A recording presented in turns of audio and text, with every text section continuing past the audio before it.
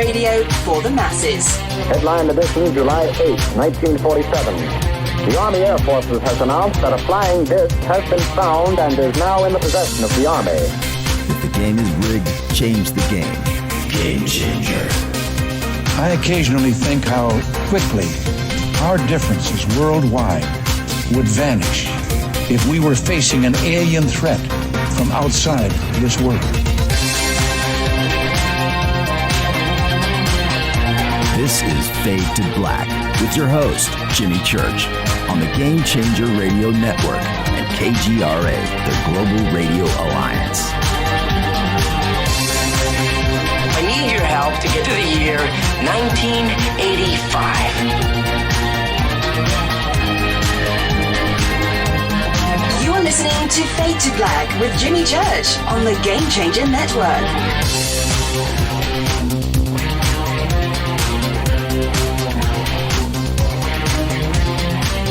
Good evening. Fade to Black. Bespoke Radio. For the masses. Yeah, man. Today's Monday, April 20th, 2020.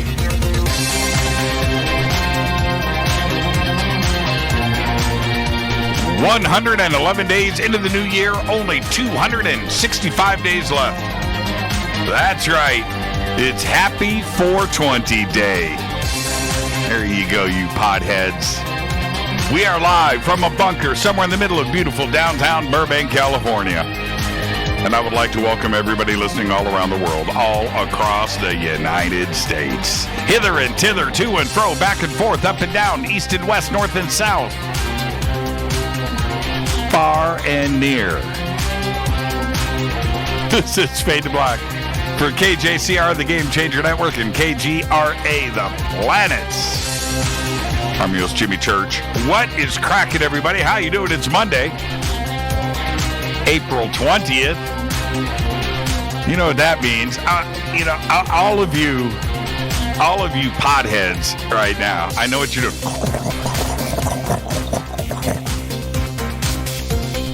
Pull stem. Yeah, I know what a pull stem is. They still call them that these days. Oh, man. You can smell it, man. You just walk outside. 420 day. And, all of those years of repression from the man. And today, where is it possible to still get arrested somewhere in the United States for pot?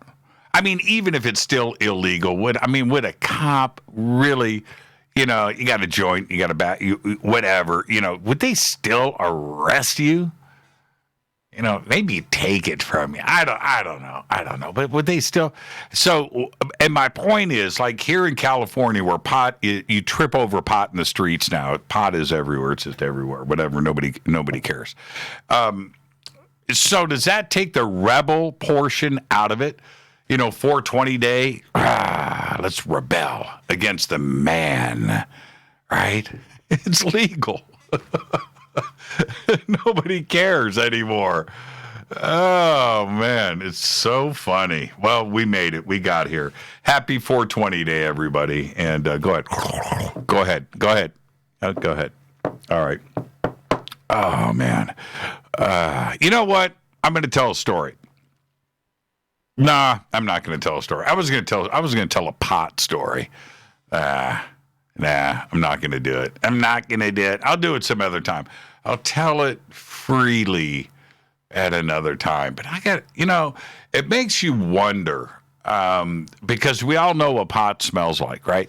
So if you go back in time, go back 20 or 30 years, when you thought that you were getting away with it, right? Around your boss, maybe your teachers, your family, your mom, your dad, and you thought you were being everybody knew. I mean, how could you? Right. But you thought you were getting away with it. You were being slick, and because nobody said anything to you, you thought that you were getting away with it, and you weren't. You smelled like pot. You could smell pot. Somebody from down the hall in school, at an office, you walk into the house, right? 15 years old, 16 years old, and you went straight up to your bedroom. Your parents are downstairs in the family room watching TV. They smelled you. They did. In your mom's pot-free, smoke-free house, right? Vacuumed every day, clean. You walk in smelling like weed. All right. Anyway. I mean, your office, you work at a restaurant, retail. There's no pot smell until you walked in the room after your lunch break. Yeah, everybody knew. Barbecue chicken, that's what I think it smells like. No, weed smells like weed. Yeah, you can convince somebody of that if you want. All right, let's get straight to it. Tonight is this week. This is what I dubbed it. Outside of Fade to Black, I mean around our circle, I said this week is Brain Week. We're going to do Brain Week. We're going to bring on the big brains on the Fade to Black, and we are doing just that with tonight. Isaac Arthur is here. We're going to be talking about artificial intelligence and more on all of that in just a bit. But Isaac Arthur is here tonight. Really looking forward to that. Tomorrow night, Dr. Manu Saves-Vade is here. Now, we are going to be talking tomorrow night with Manu about ancient Egypt tech and their high technology and who and when and why were the pyramids built. So we're going to do that tomorrow night. Wednesday night, Adam Curry is here. We're going to be talking about physics and entanglement and communication, all of my favorite subjects this week, every single night, with the biggest brains that we could bring to you. So it's Big Brain Week here on Fade to Black. Thursday night is another Fader night with your host, me, with the small brain. But you guys are here to help me make my brain grow. And more on that in just a bit. All right, Kevin Smith. Kevin Smith goes with pot. That's a 420 dude, right? All right. Silent Bob. Yeah. Jay. There you go. That's a good gift right there. Saw the new movie. I'm going to say this. The new movie is pretty good, and it was a pretty good ending. And I watched it just because it was Jay and Silent Bob. All right. But it wasn't that bad. It really wasn't. It wasn't that bad. It wasn't that bad. So if you haven't seen it, check it out. Okay. Where was I at? Oh, a little comment. I posted today about a new show put out by the great country to our north, Canada. It's called Kim's Convenience. And if you haven't seen it, somebody please post it up in Twitter. I didn't hit Twitter with it. I posted it up over at Facebook earlier today, only just because. And the show is great. It's great. And Rita said to me today, I said, did you see my post? She goes, yeah, your guilty pleasure. I said, yeah. She goes, look, how did she phrase it? She said something like, the great literature of the past has always been about life. And that's what Kim's Convenience is about. It's about life. And the dad, Appa, Paul, is one of the funniest guys that I've seen come along in a long time. So check out Kim's Convenience. If you haven't seen it yet, you're going to do what I did and Rita, which is you're just going to binge it. Each episode is like 20 minutes, something like that, 20, 22 minutes. So you can just go straight through it. But it is a really good series. So I posted that up today, Kim's Convenience. do check it out. Follow me on Twitter at JChurchRadio. Start there at JChurchRadio. I have Twitter right now, right in front of me. If I could move the camera, you would see Twitter right here. We have 2 chat rooms, one right here in front. If I could move the camera, you would see it. It's right here on this, not this computer, this one right here, right there. All right, that's at Spreaker. KGRA, hello to everybody over on YouTube. You guys are amazing. Facebook, you guys are amazing. Twitter, you guys are amazing. TalkStream Live, KGRA, The Planet. Oh, man. It's where else does everybody go these days? Tune in, iHeartRadio. Thank you. All right. This Thursday, we're going to have Ronnie McMullen on the show from Life Change Tea. A very important public service announcement from Roddy McMullen to keep your immune system in check. And you can go to getthetea.com, click on the banners over at jimmychurchradio.com. Get your immune system in check. Do it now. Oh, another public service announcement. Tomorrow, Rita and I are going to go and get tested. So there you go. We're going to go do that. We've got an appointment set at a drive-through. So we're going to see how that goes. I'll report on all of that tomorrow night on the show. Also, spoke to Billy Carson this weekend. ForbiddenKnowledge.tv is his new TV network, and he wanted me to thank all of you Fadernauts for coming over and checking things out. Thank you is all that he could say. So I will say to you, thank you. Billy is great. He is one of our newest sponsors here.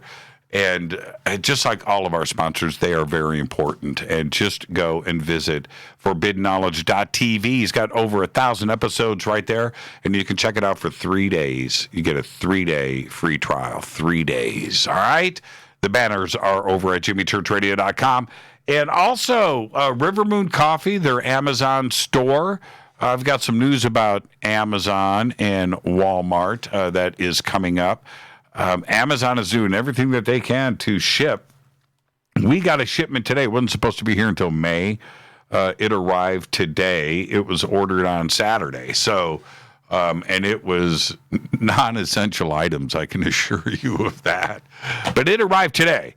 So Amazon is doing everything they can to stay in front of this, and so is Walmart. But you can visit the River Moon Coffee Amazon store by clicking on their banners over at jimmychurchradio.com. Use the promo code JimmyRMC, all caps, JimmyRMC. You'll get an additional 5% off of your order, and if you're an Amazon Prime member, you get free shipping. Click on the banners over at jimmychurchradio.com. Let's get to the breaking news. It was all over the media today. Oil prices have plunged, falling below zero. Before you ask, how is that possible? It was trading at minus $40.32 a barrel. What? That's the lowest level since the New York futures market, oil futures trading opened in 1983. Now, it recovered slightly to minus $18.65 a barrel. I don't even know what that means. West Texas intermediate oil prices fell to $2.24 a barrel today, reaching a new low for the U.S. benchmark as the market continued to drop throughout the day. Vanishing demand due to coronavirus-related lockdowns and travel restrictions and a glut of supply have combined to heavily tank the U.S. benchmark fuel as prices dropped from $18.27 a barrel yesterday to below $3 a barrel today, down 85% from the previous day's close, and then continued downward to below zero. I don't know how that works. I don't know. I mean, I don't know. Are they going to pay you to pick up the oil? Is this when you pull up with the tanker truck and go, you know what? Fill her up, right? And then they cut you a check and you split. I don't know. I don't know what that means. Shake Shack is returning $10 million that they borrowed from the United States government under an emergency program that was touted as a way to help small businesses pay workers and keep their operations running during the coronavirus crisis. Now, Shake Shack CEO Randy Garutti and Chairman Danny Meyer revealed their decision to give back the funding in an open letter today, saying that other small businesses and family-owned restaurants need the money more than Shake Shack. They've got extra revenue. They raise capital. They don't need it. Other businesses do. They gave the $10 million back. That is great news. I hope other companies follow suit if they can do it. Now, after announcing that it would hire 150,000 workers by the end of May, Walmart is now adding even more employees to its workforce. The retail giant announced today that it would add another 50,000 associates, bringing its total hiring numbers to 200,000 people. Positions to be hired include cashiers, stockers, and personal shoppers. Distribution and fulfillment centers are hiring for filler and picker jobs, as well as drivers for Walmart's truck fleet. Walmart is working with more than 70 companies around the country that have furloughed employees seeking help from the restaurant, hospitality, and retail industries. That is also some more good news. Now, workers at a Pennsylvania manufacturing plant got to clock out and go home for the first time in almost a month after a marathon effort to make material needed for personal protective medical equipment. More than 40 employees volunteered to spend 28 days at the Braskem America plant in Marcus Hook near Philadelphia to make polypropylene, a raw material needed to make N95 masks, medical gowns, and other protective gear. They went home finally yesterday. The company gave them an increase in wages, provided beds, kitchens, groceries, internet access, and iPads. They'll get a week off before returning back to their normal shifts. And I want to thank everybody there at the Braskem America plant. That is absolutely heroic. 28 days in lockdown at the place where you work. They were doing 12-hour shifts, by the way. 12 hours on, hit the cot. Out of the cot, 12 hours on, and they did that for 28 straight days. Absolutely incredible. Okay, the StarWorks UFOs and Artificial Intelligence Conference in Laughlin, Nevada, November 5th through the 8th is still on. Go to StarWorksUSA.com for tickets and info. I'm going to be there. I'm going to host. I might even speak. Rita's going to be there. Our entire Fade to Black team is going to be there. And we want to hang out with all of you at the Aquarius Hotel and Casino. StarWorksUSA.com for tickets and info. The banners are over at JimmyChurchRadio.com. Also, for now, the Disclosure Fest conference here in Los Angeles, downtown at the historic Los Angeles Park, is still on. And the state and city say that it can continue.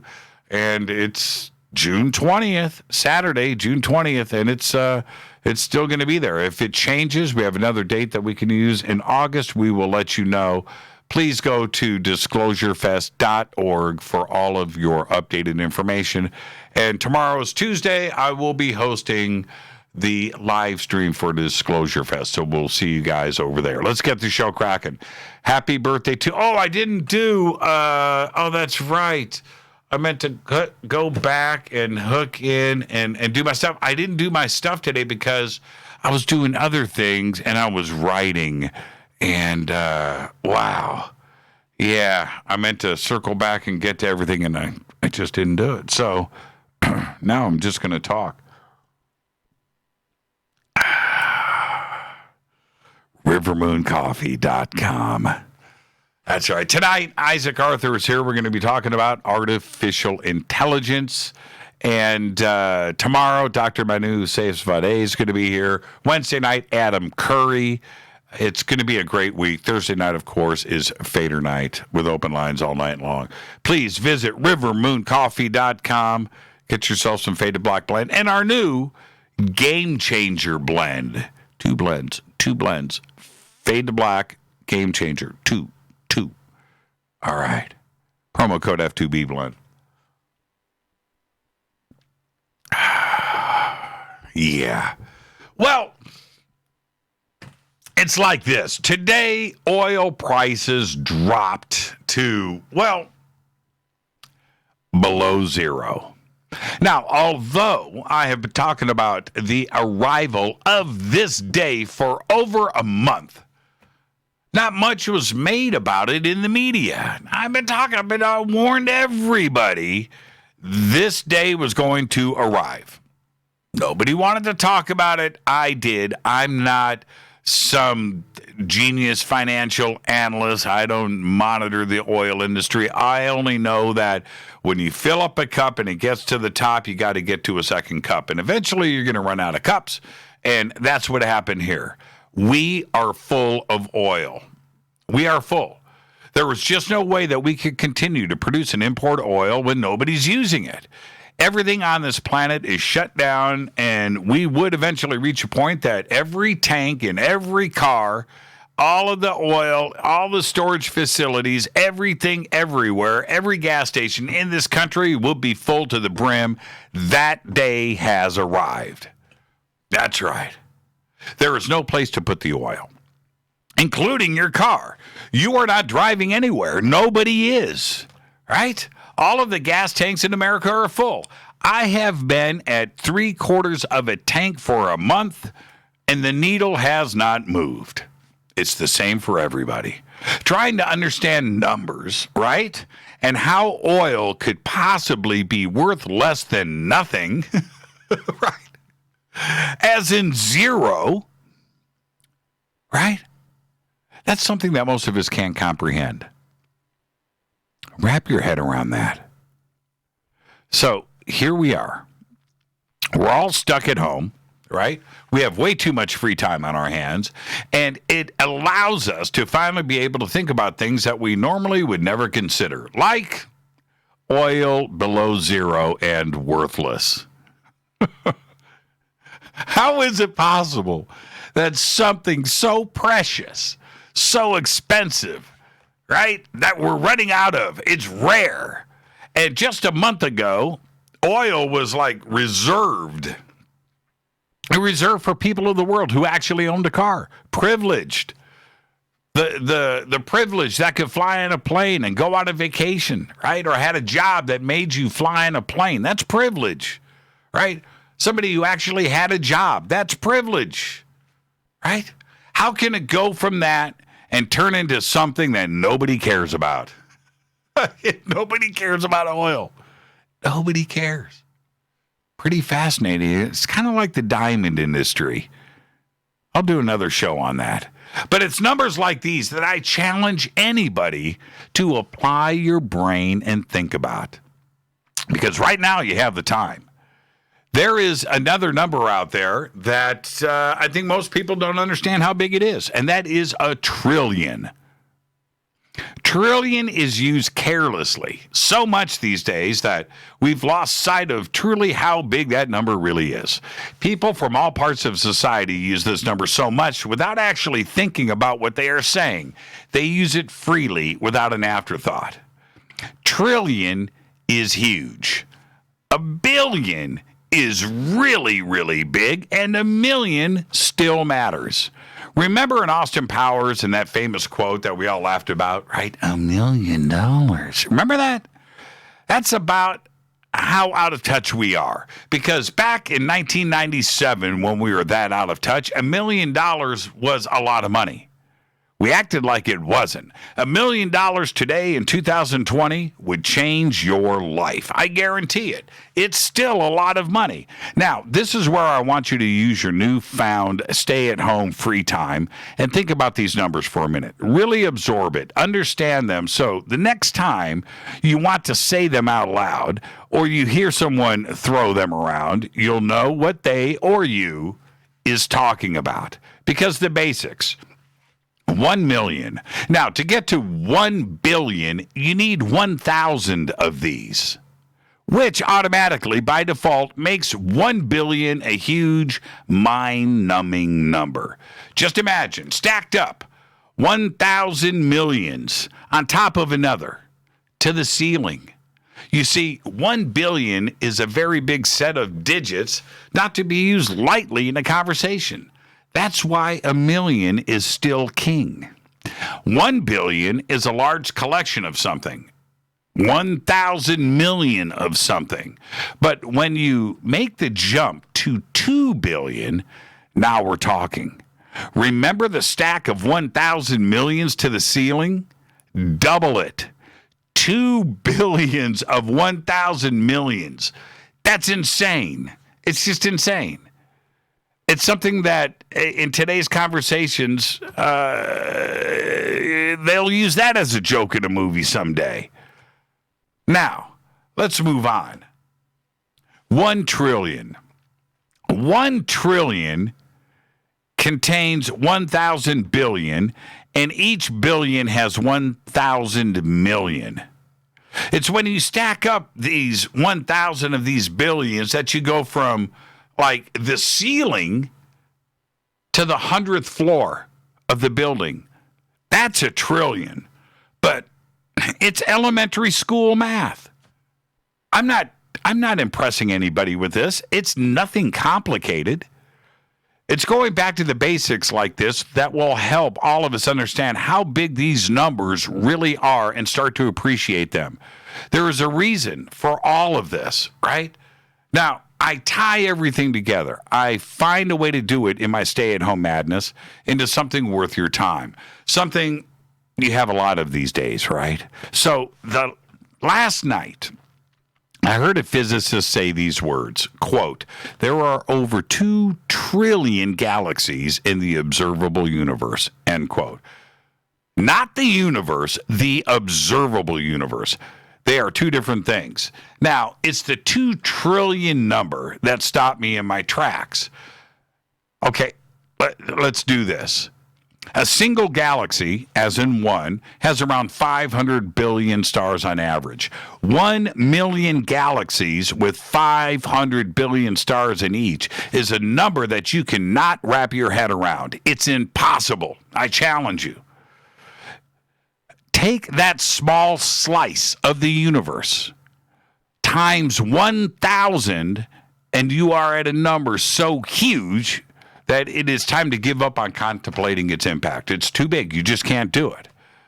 And you are only at 1 billion galaxies. To rock this number up to a trillion, you are officially stuck on stupid. You can't get there. Your brain can't handle it.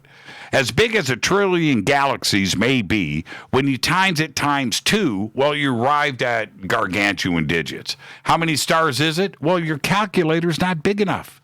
But it's something like 1, 0, 0, 0, 0, 0, 0, 0, 0, 0, 0, 0, 0, 0, 0, 0, 0, 0, 0, 0, 0, 0, 0, 0 stars in the observable universe.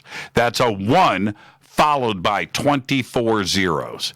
It's called a septillion. Now, that number may be a gross underestimation. The real number may be 2 septillion. Now, chew on that for a few minutes, but you know what? Just ponder it. Give or take a few zeros.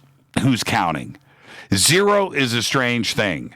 It can make things really large and fascinating when you string 24 zeros together, and I get that. And less than 0 is equally as significant and mind-numbing, like the cost of a barrel of oil these days. Soon, maybe, you'll be able to pull up to a pump and get free gas. Another 0 worth pondering. That's right. This is Fade to Black. I am your host, Jimmy Church. Tonight, with us, right here, Isaac Arthur. We're going to be talking about artificial intelligence tonight. Tomorrow night, Manu Safsavadeh is here. Wednesday night, Adam Curry. Thursday night's another Fader night. Open lines all night long. Tonight, Isaac Arthur. Stay right there. I'll be right back after this short message.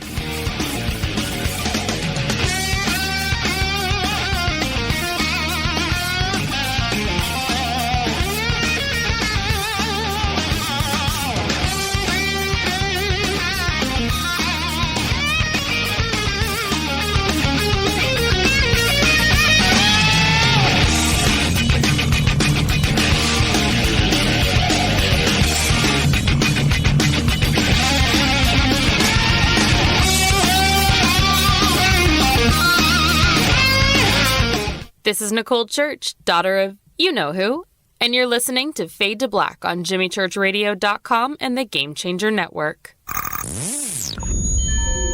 You're listening to Jimmy Church, Fade to Black. Fade to Black will now pause for alien identification. The station that talks the net. KGRA Radio.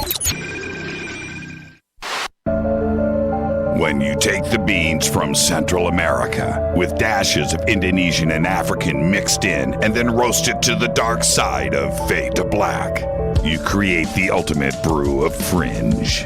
Introducing the Fade to Black blend from River Moon Coffee. Yes, River Moon's darkest customized roast was created for the love of Fade to Black. The alchemy of masterful roasting and smoking the beans is in every sip of this full-bodied, dark Java. I need my coffee dark, deep, with distinct bittersweet chocolate highlights, just like the bunker. Leaning further into the darkness of the roast is Fade to Black blend from River Moon Coffee. Just click on the banner at JimmyChurchRadio.com and use the promo code F2BBLEND for 15% off of your order today. Go Beckley Teppy. This is Jimmy Church of Fade to Black, and you can get our podcast for just $2 per month. All you have to do is click on the podcast banner over at JimmyChurchRadio.com. OMG! People are jumping on board to the Life Change Tea Regiment. Brew, steep, and drink for a gentle, taste-great cleanse. It's changing how they feel. See what everybody's talking about. Log on to getthetea.com. That's getthetea.com. Life Change Tea aids in digestive slowdown and helps people get moving down a healthy path. We won't make claims. We'll just let you decide. Experience is much better than a commercial anyway. If you want results, log on to getthetea.com and purchase your super strength cleansing tea. You won't be disappointed. And if you're looking for some mind-body suggestions, go to YouTube and punch in the search bar Health Matters Now. That's Health Matters Now. Put power into your health now. So, getthetea.com. That's getthetea.com for super strength tea. And YouTube, Health Matters Now. That's Health Matters Now for valuable suggestions. Getthetea.com. The tea that makes you go. 9 out of 10 geneticists agree. Fade to Black is not your father's radio show on the Game Changer Radio Network and KGRA, the planet. Hi, this is Rob Reiner from Anvil, and you're listening to JimmyChurchRadio.com. What's up? I'm Chris. What up? This is Kyle Massey, and you're listening to Jimmy Church Radio.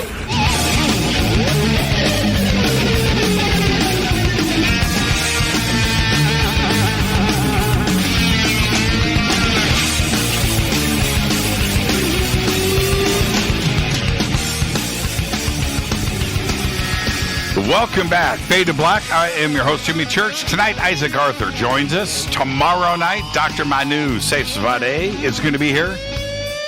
Wednesday night, Adam Curry. Adam Curry's going to be here to talk about physics and entanglement and communication. All of the things that Isaac and I usually talk about.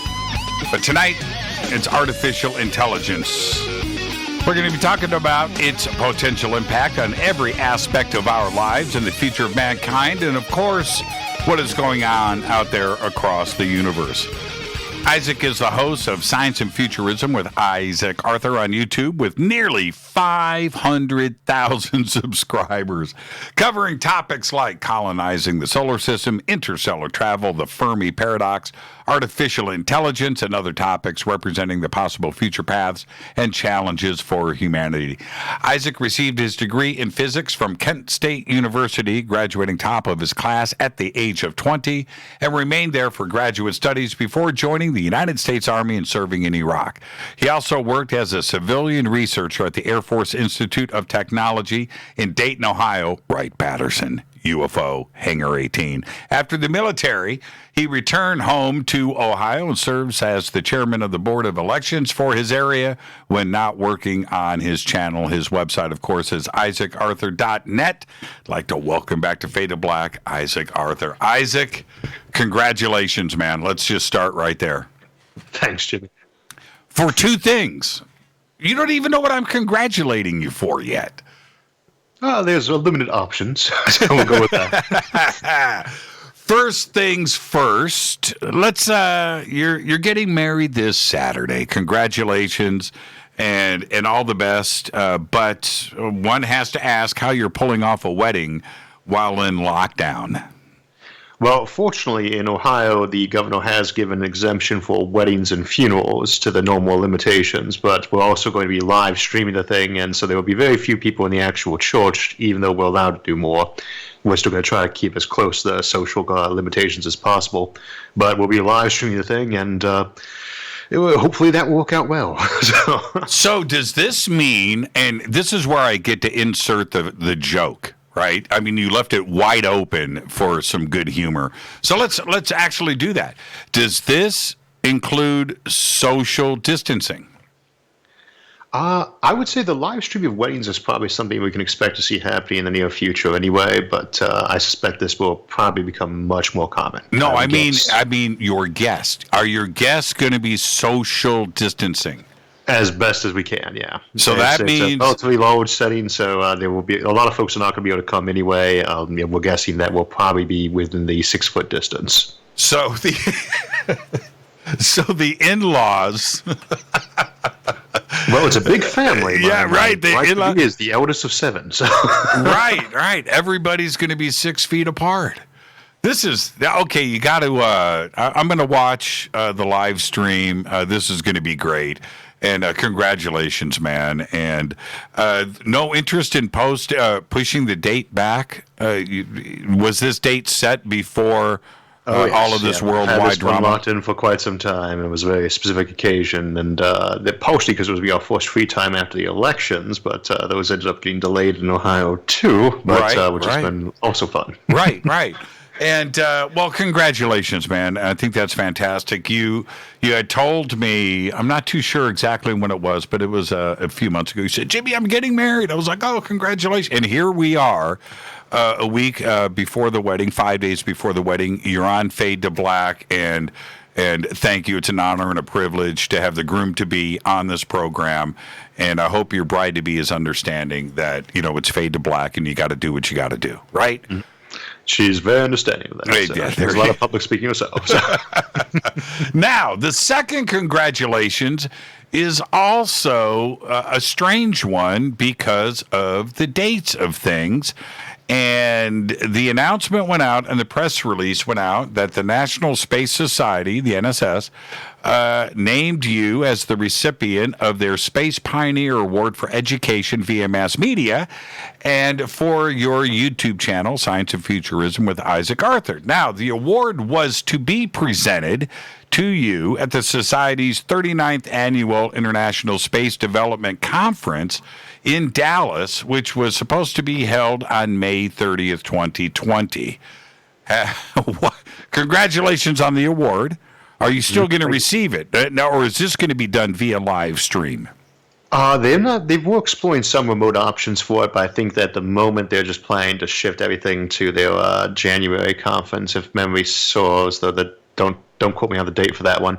The award's still been awarded, but I think they're just going to try to push it back, because usually when we do these things, it's done with like a formal presentation and a talk to, and lots of folks presenting papers and things like that. So I think I was going to be giving a talk down there too, so that is also canceled. Yeah, it's pretty weird how life has been put on hold, and all of our conferences we've still got 2 conferences that are still scheduled to go on later on in the year. One at the back half of June here in Los Angeles, and the other one is in November. But everything else, we were supposed to be in England. Everything this year has been canceled, and it's a strange feeling for us because it's a way for us to get out. It's a mini vacation for us, even though we're working. Mm-hmm. And I'm speaking and things, but we get to hang out with the fans and take a break from the action, and we don't have that. We're locked down just like everybody else, and it's weird how you make preparations for an entire year, and now everything is pushed back to 2021.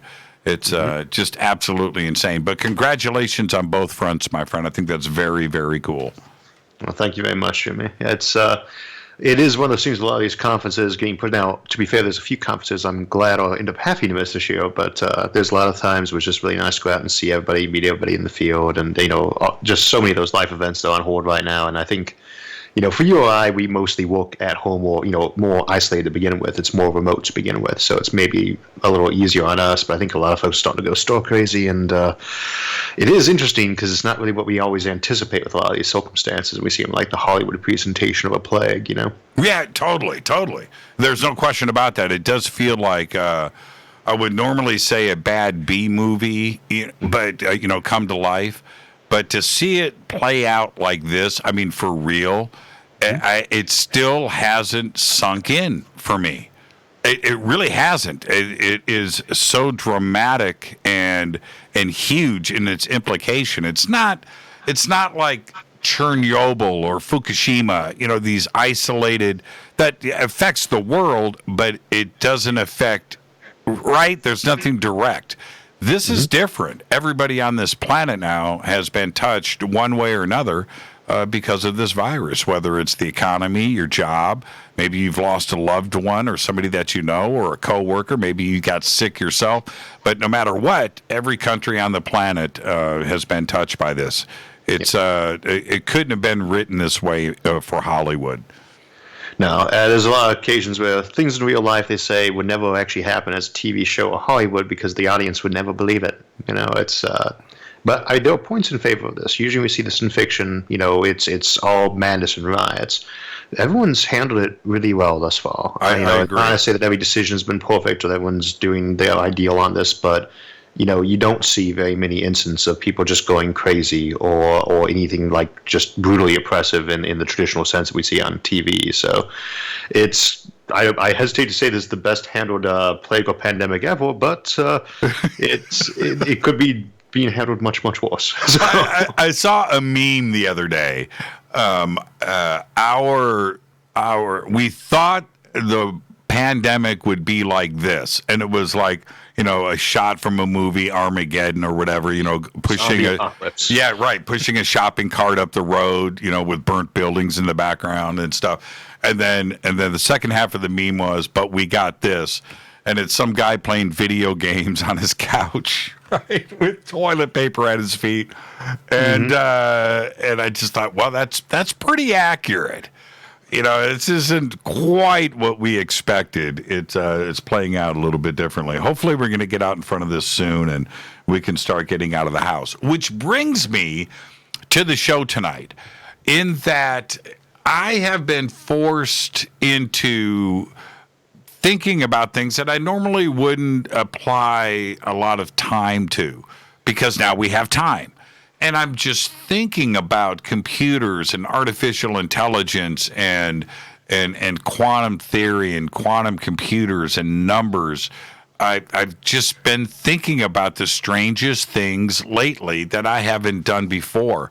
Have you changed course with your YouTube content? Are you thinking about things that you never really thought you would cover before? Truth be told, no. I usually write the scripts for the episodes out a few months in advance, and I'm getting a little bit further ahead trying to prepare for the wedding and have some free time.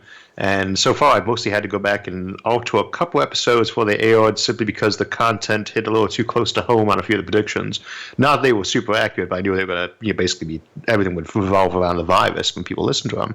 And we did one recently that was discussing how, in the next decade or so, you expect to see most people switch over to getting their groceries delivered to them, and how you probably see a lot more sanitization protocols in people's day-to-day life, and you start seeing apps for phones that were used for controlling something like the flu, so that if somebody got it, they could ping their numbers up, and everybody else who was in that area could check their own tracking data and say, oh, I was at that same place and same time, I should drink some water, go see the doctor. Right?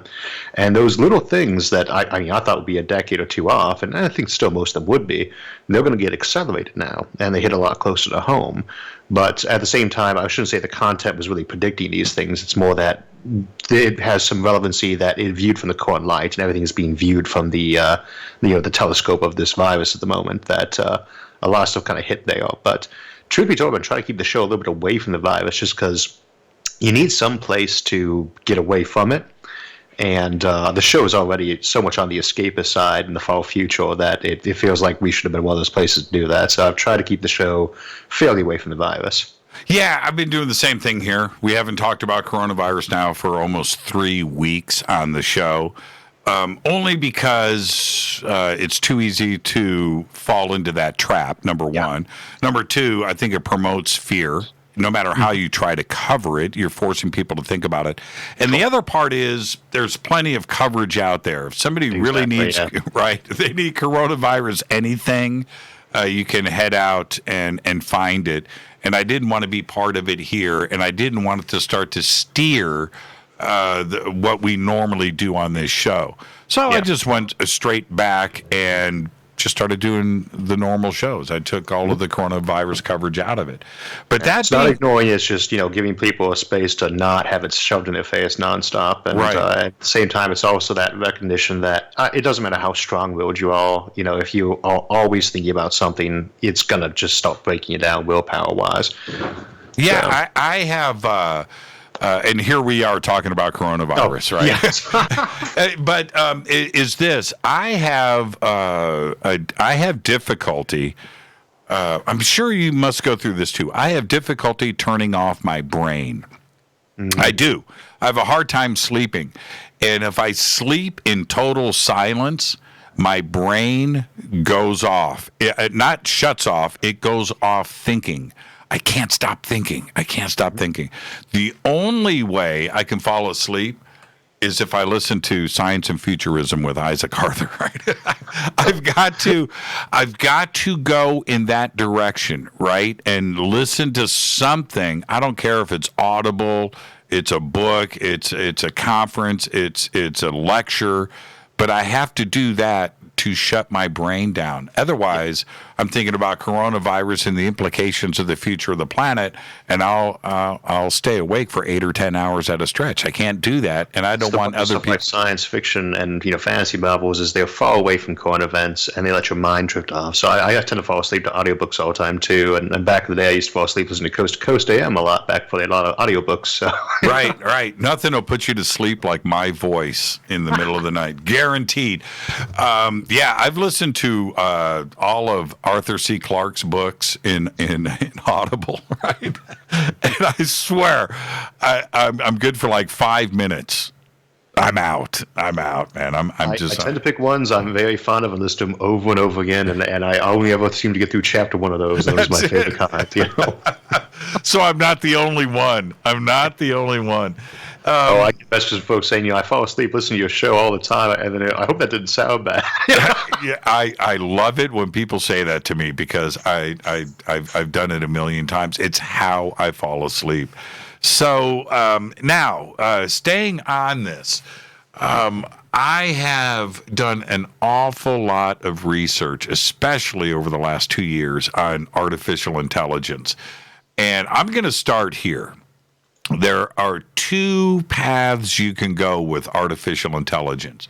You can go the scare the crap out of yourself road and go down that, or you can go down the other road and see the benefits of artificial intelligence, and the world is going to be a safer, better place. But that's really it. There's no gray area. What scares you about artificial intelligence in the now? Oh, I think the biggest one is that it's one of those technologies that it's well, actually, I was talking with a friend today about almost the exact same thing. She was watching Lord of the Rings for the first time, and she'd noted, her husband had noted that it was like the rings were very addictive. You couldn't put them down. He thought of smartphones, and the cell phone, how it's one of those things where even if you knew it was bad for you, you're still going to keep using a thing. It's too handy. It's too useful. And with something like artificial intelligence, there is a big line between a smart program and something that's human or greater than human intelligence. But the problem with computers and with more adaptive computers is that they are so advantageous that it's really hard to stop. If you're getting into the danger zone. Well, we crossed that line. I mean, probably, but it depends on which ones. There are things we didn't anticipate. Like most of the privacy concerns we usually think about with social media. Nobody was talking about that when social media first popped up. Yeah, I when it comes to the convenience of like GPS, right, in your car, it doesn't sound like AI at first, right? And then one day I get in one of my cars and I'm going to coast. It's a Friday night. And I jump in my car, I turn it on, and I'm backing out of the driveway, and I get this notification on the screen in my car, 10 minutes to arrive at iHeartRadio. I went, how in that? What? Right? Now, way back when I used to say that when the computer started talking to me, that was it. I was done with them. How does my car know? I've never punched in the coast address. It's a few miles away. But obviously the data has been collected that if I'm driving my car at 7 p.m. on a Friday or a Saturday night, I've only got one destination. And it knows. Now, that's artificial intelligence. That is machine learning in a day-to-day existence for us that we may not recognize, but that is, right? That's the algorithms churning out an answer for you, thinking it's creating convenience. And right now, it's like if you think about Facebook ads or YouTube videos it recommends, they're often way off base, but they're often pretty on point. And that's the machine intelligence getting better at this as we get better with that. Now, we would say, wow, these things must be almost as small as a human at this point, but in point of fact, most more dumber than an insect still. But you got to think about, when it comes to data sorting, this is omnipresent now, and we'll only get more so. We'll have opt-out policies, we'll have protection systems, but at the end of the day, this is going to be something that is just everywhere. It's not going to be Skynet that's, trying to blow you up that we have to worry about initially. It's going to be just this omnipresent data analysis thing going on.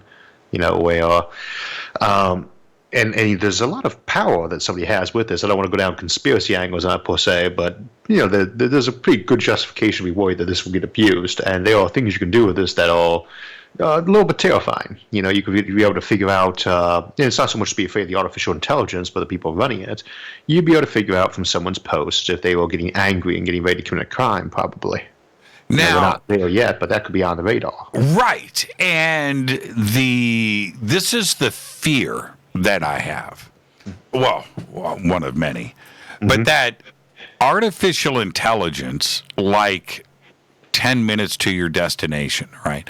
That it is always going to be your friend. It's never going to be anything negative towards you. Right? It's always there to be your friend. It's there to help. It's there to ask. It's there to figure out things. And machine overlord will probably be one that would be elected. Right. No, but isn't that right? I mean, if done correctly, the computer would always be able to stay out in front of any negative vibes that you have and to calm you down. Well, you got a Fitbit on, right? So, it's going to know your moods from those, right? It'll be able to tell if you're in a good mood or a bad mood. It will know if your stomach's aching or if you're hungry. If you're a sweet tooth, it'll say, hey, look, ice cream, 1 mile ahead. Maybe you should have some. It's going to be able to do things like that. Those are not really that hard. And those are going to be where it starts kind of sliding in for good oil, right? And then you've got the other options on that. There are a lot of pluses, obviously, when that's part of the problem is all pluses. Talk about all the dating apps we have nowadays. Those still mostly have to work off of what people voluntarily put up there. And it's not just they would tend to lie about stuff like that. It's they miss little things like Johnny finds it incredibly irritated when people click their teeth. And he would never need to put that on his profile, nor would somebody else put that on that they did that. But the machine would know. It would say, oh, look, this person is a tooth clicker. This person doesn't even know they hate that. And so it immediately removes that profile from the ones people look at. Now, when you go, we're going to take a break in 3 minutes. When you go and start clicking around, you've got a pain in your body, right? You got something weird. You got whatever. And you start clicking around on the internet to look for some answers about whatever this may be. This data is not only collected, but it's going to know pretty quickly what your ailment is. And this data is shared. This data is shared with health providers across the country, doctors, databases, and big pharma, right? Probably, yeah. I mean, a lot of that data is being collected. It's not being sorted on that well yet, fortunately in some ways and unfortunately in others. Right now, we just have so much data that it really can't handle them for a lot of the predictions, but we'll get better at doing that. Yeah, everything you do, it's not just going to be what you voluntarily put in either. It will be one of those, and you can opt out of it, but you'll forget. You'll say, would you mind if we access your medical profile while you're checking over a pharmaceutical prescription to see if that's a good one for you? You know, what the side effects for you would be. You say, mind if we access your medical profile? And I'll say, yes, and now it knows, you know. And that, again, that's not necessarily a bad thing. You have to control those things by oversight, but those are the little things. It'll be the little things, the longitudinal data from your phone, picking up every last bit of your health, you know, and monitoring that for decades at a time. I actually listened to a report the other day about smartphones in China. Now, we all know, you know, China, communist government, they own everything, and cell phones in China are a privilege. They're not a right. You don't have the right to have a cell phone. But when you get one, they now have control of you. And through the coronavirus situation, if you walked up to a restaurant, if you walked up to a shopping mall, if you walked up to anything, your cell phone, it lets you know if you are allowed to make the purchase, right? Because and then it tells them if you went inside. That's right. And if you break, right? Now, if you go in anyway, your cell phone says no, it now knows. And that is a very crazy part of monitoring, where they've got this part of the system down. Do you think that something like this would be implemented worldwide eventually? It's a possibility. I tend to be a bit of a techno-optimist, and there are ways you can kind of regulate and control that. But it's like every other bit of technology. It can be used as, you know, either a great liberator, a crutch, or a leash, depending on how people choose to employ it and how their society chooses to, you know, survive, essentially. You know, any technology that we've invented in the last century, there are dozens that could have been used to just reduce us to utter servitude or dystopia. And we've so far managed to avoid that by caution. But, you know, you never know about the next technology. The very next technology might be the one that gets you. But, you know, that's nothing ventured, nothing gained. So. Our guest tonight, Isaac Arthur. We're going to take a break right here. We'll be right back tonight. We are discussing artificial intelligence. I'm your host, Jimmy Church. This is Fade to Black. You can follow me on Twitter at JChurchRadio. By the way, everything for Isaac, IsaacArthur.net. The links are over at JimmyChurchRadio.com. Head over to his YouTube channel, all of his social media, everything is right there. I'm your host, Jimmy Church, on the Game Changer Network and KGRA, The Planet. We'll be right back after this short break. Stay with us.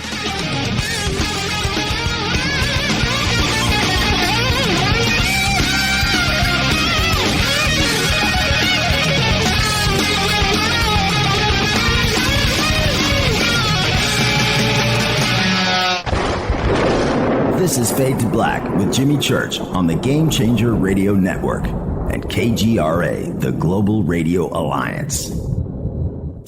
This is KGRA Digital Broadcasting Station, Salt Lake City, Utah, Van Buren, Arkansas.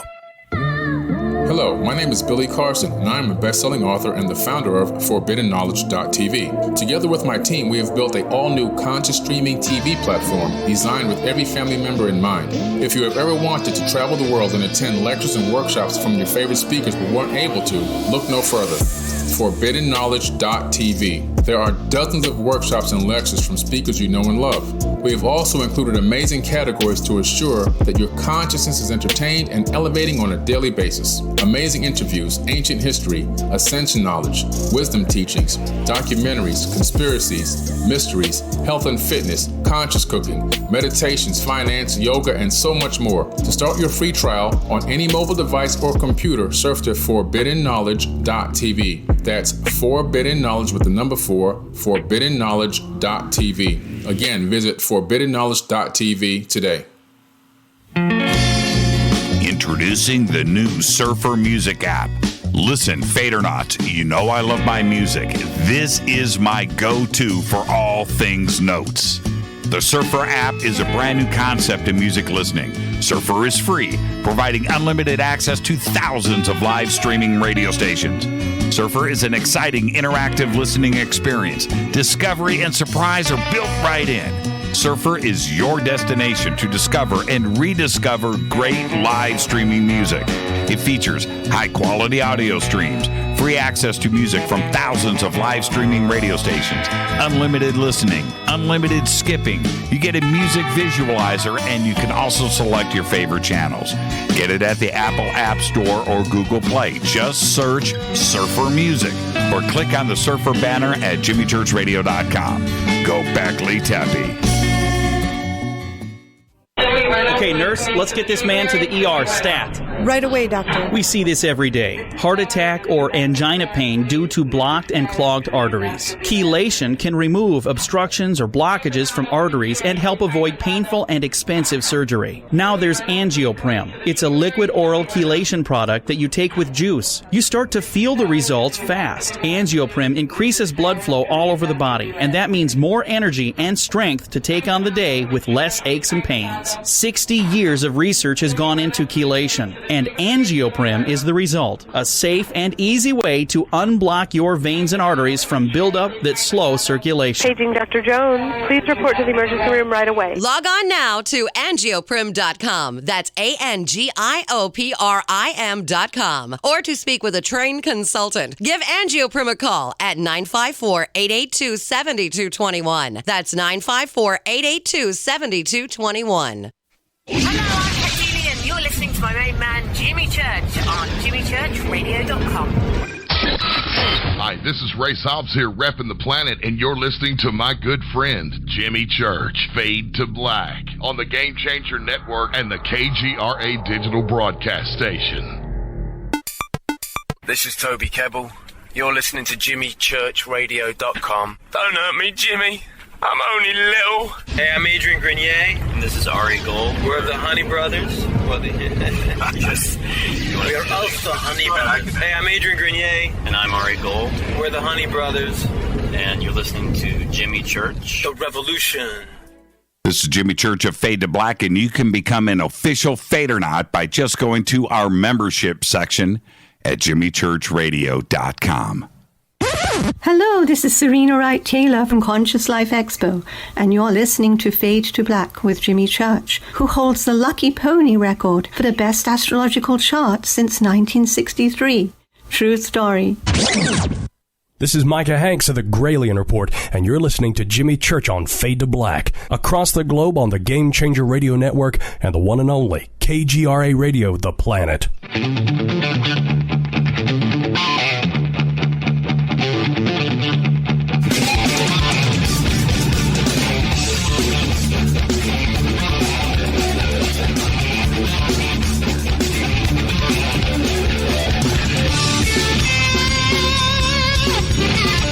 Welcome back, Fade to Black. I'm your host, Jimmy Church. You can follow me on Twitter at JChurchRadio.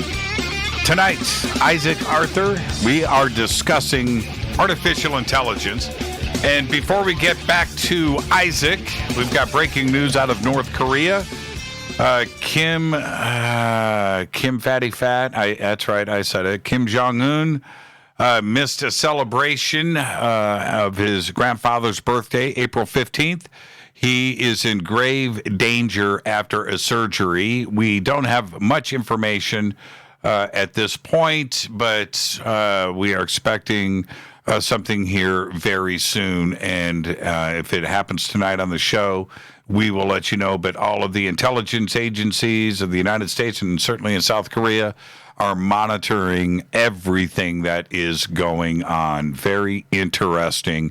He had, Isaac, I don't know if you heard about this, but he had cardio surgery before his grandfather's birthday event, which is a big event, 108th anniversary on April 15th.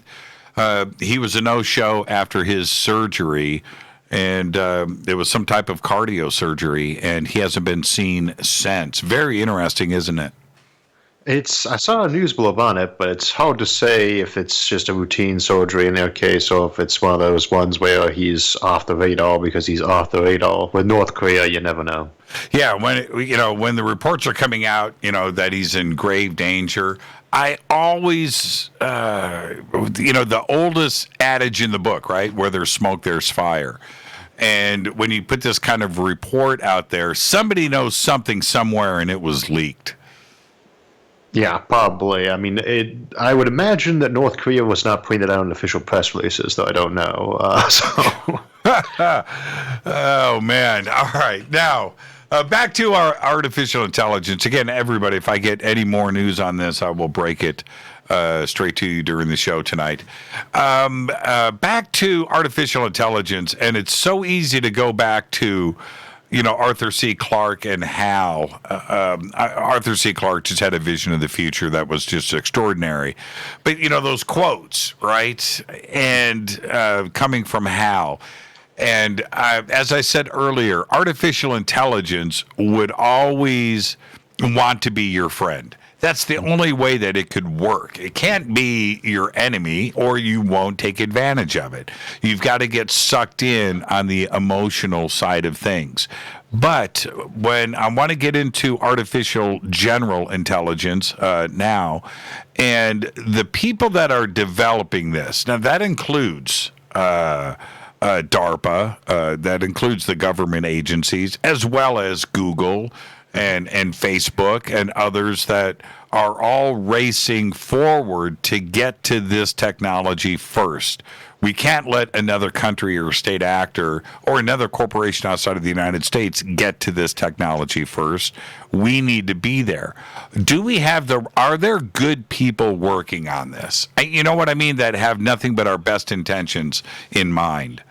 I think most of them probably do. I mean, I guess it depends on the individual. Some are probably thinking, more about a Nobel Prize or making $1 billion or whatever it is. But I think most of them, there's always a worry in fiction that the AI is going to sneak up on the researchers and they're not going to see it. But I don't think there's very many people who go into AI research who aren't already big fans of Isaac Asimov and all the other folks who spend a lot of time looking at artificial intelligence and science fiction.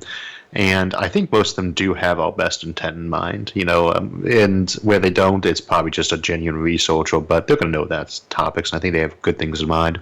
Could someone use it for evil, obviously, and right. You might have some lab that was doing that too, but you have to have a lot of people who are unethical, uninterested, working together, because you don't usually have these breakthroughs as just one person anymore.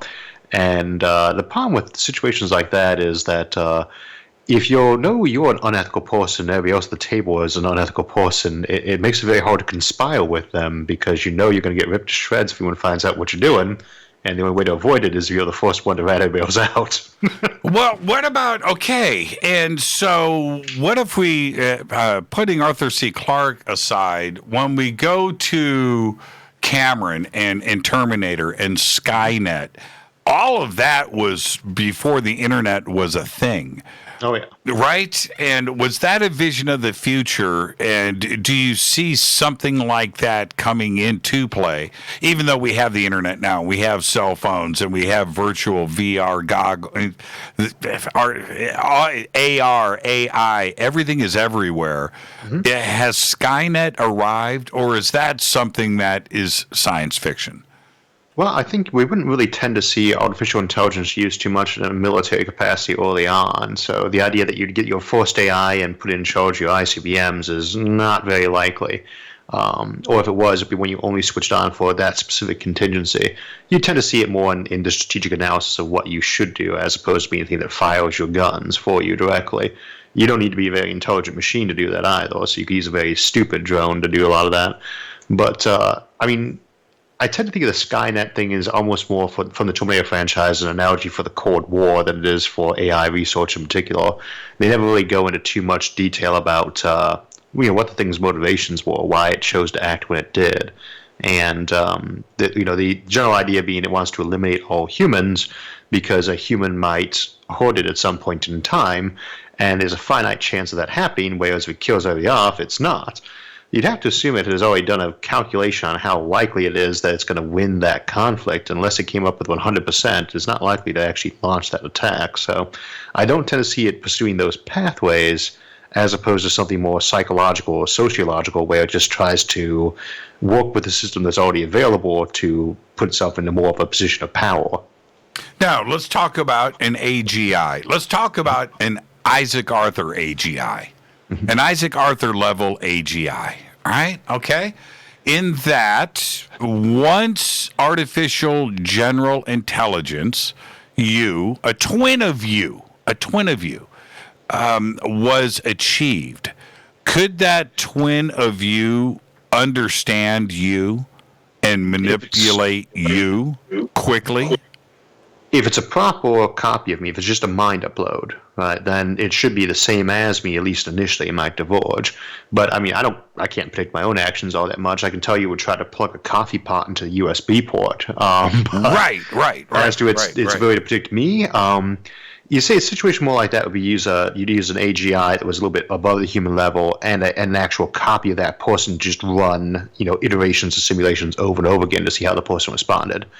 And you can't predict human behavior too far out, individually or as a group, because of the butterfly effect. It's just too complicated.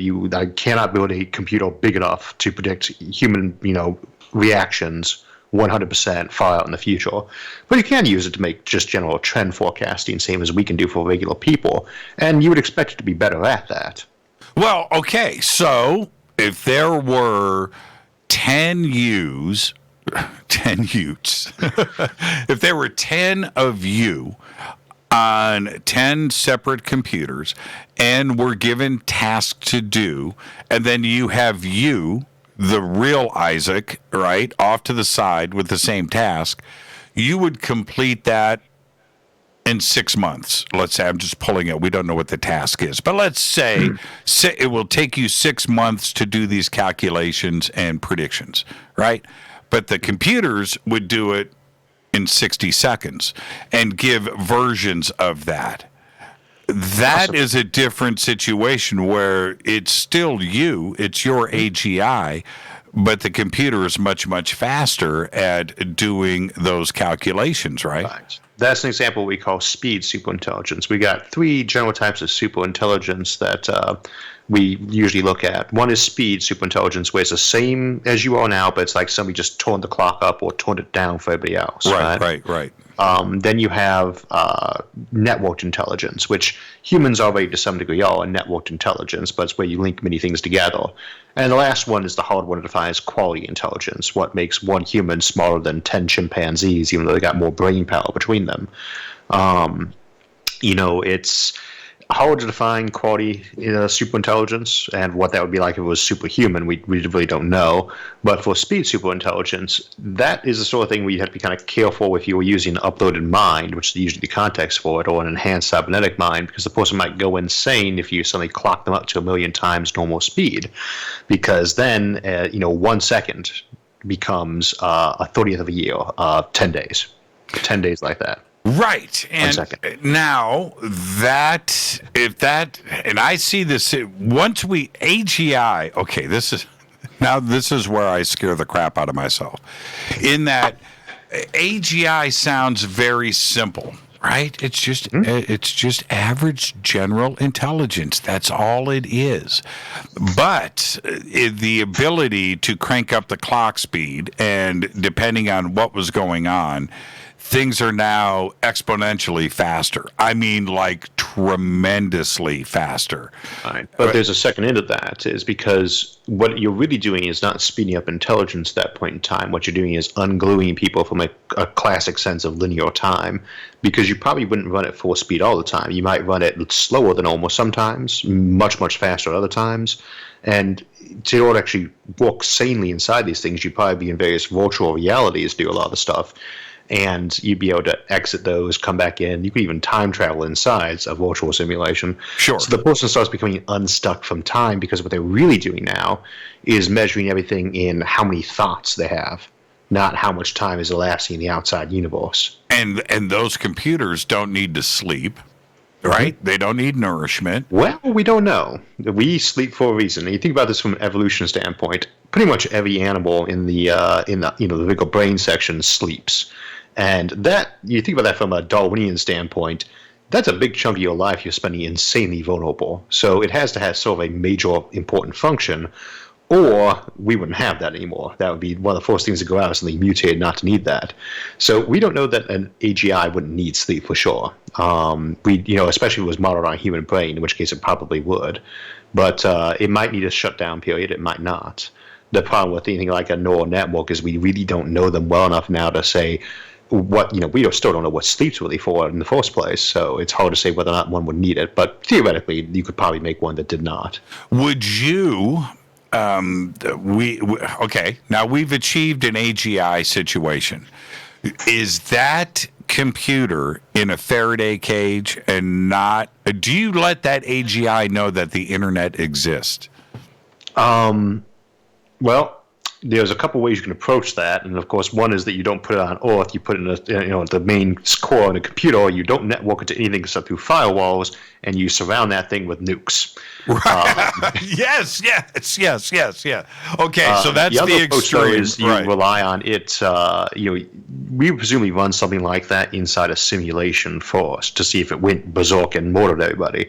And the best thing for us is that it might assume it actually is inside such a simulation to begin with. If it saw and looked at us and said, wow, my creators are really weak for some reason, it might start getting paranoid and assuming there's a good chance that it is inside a simulated universe. And it would presumably determine that that was a 50-50 chance, because that's what you get from the principle of indifference when you look at simulation hypothesis. Right. If you remove the option of whether or not you can simulate a mind, you have three options. You can't simulate minds, you can but you don't want to, or you can but you do it all the time. If it exists, it knows that you can simulate minds. Therefore, in its mind, it should be a 50-50 chance whether it's in a simulation or not. And it might get very paranoid about that. Do you build the computer without an Ethernet port?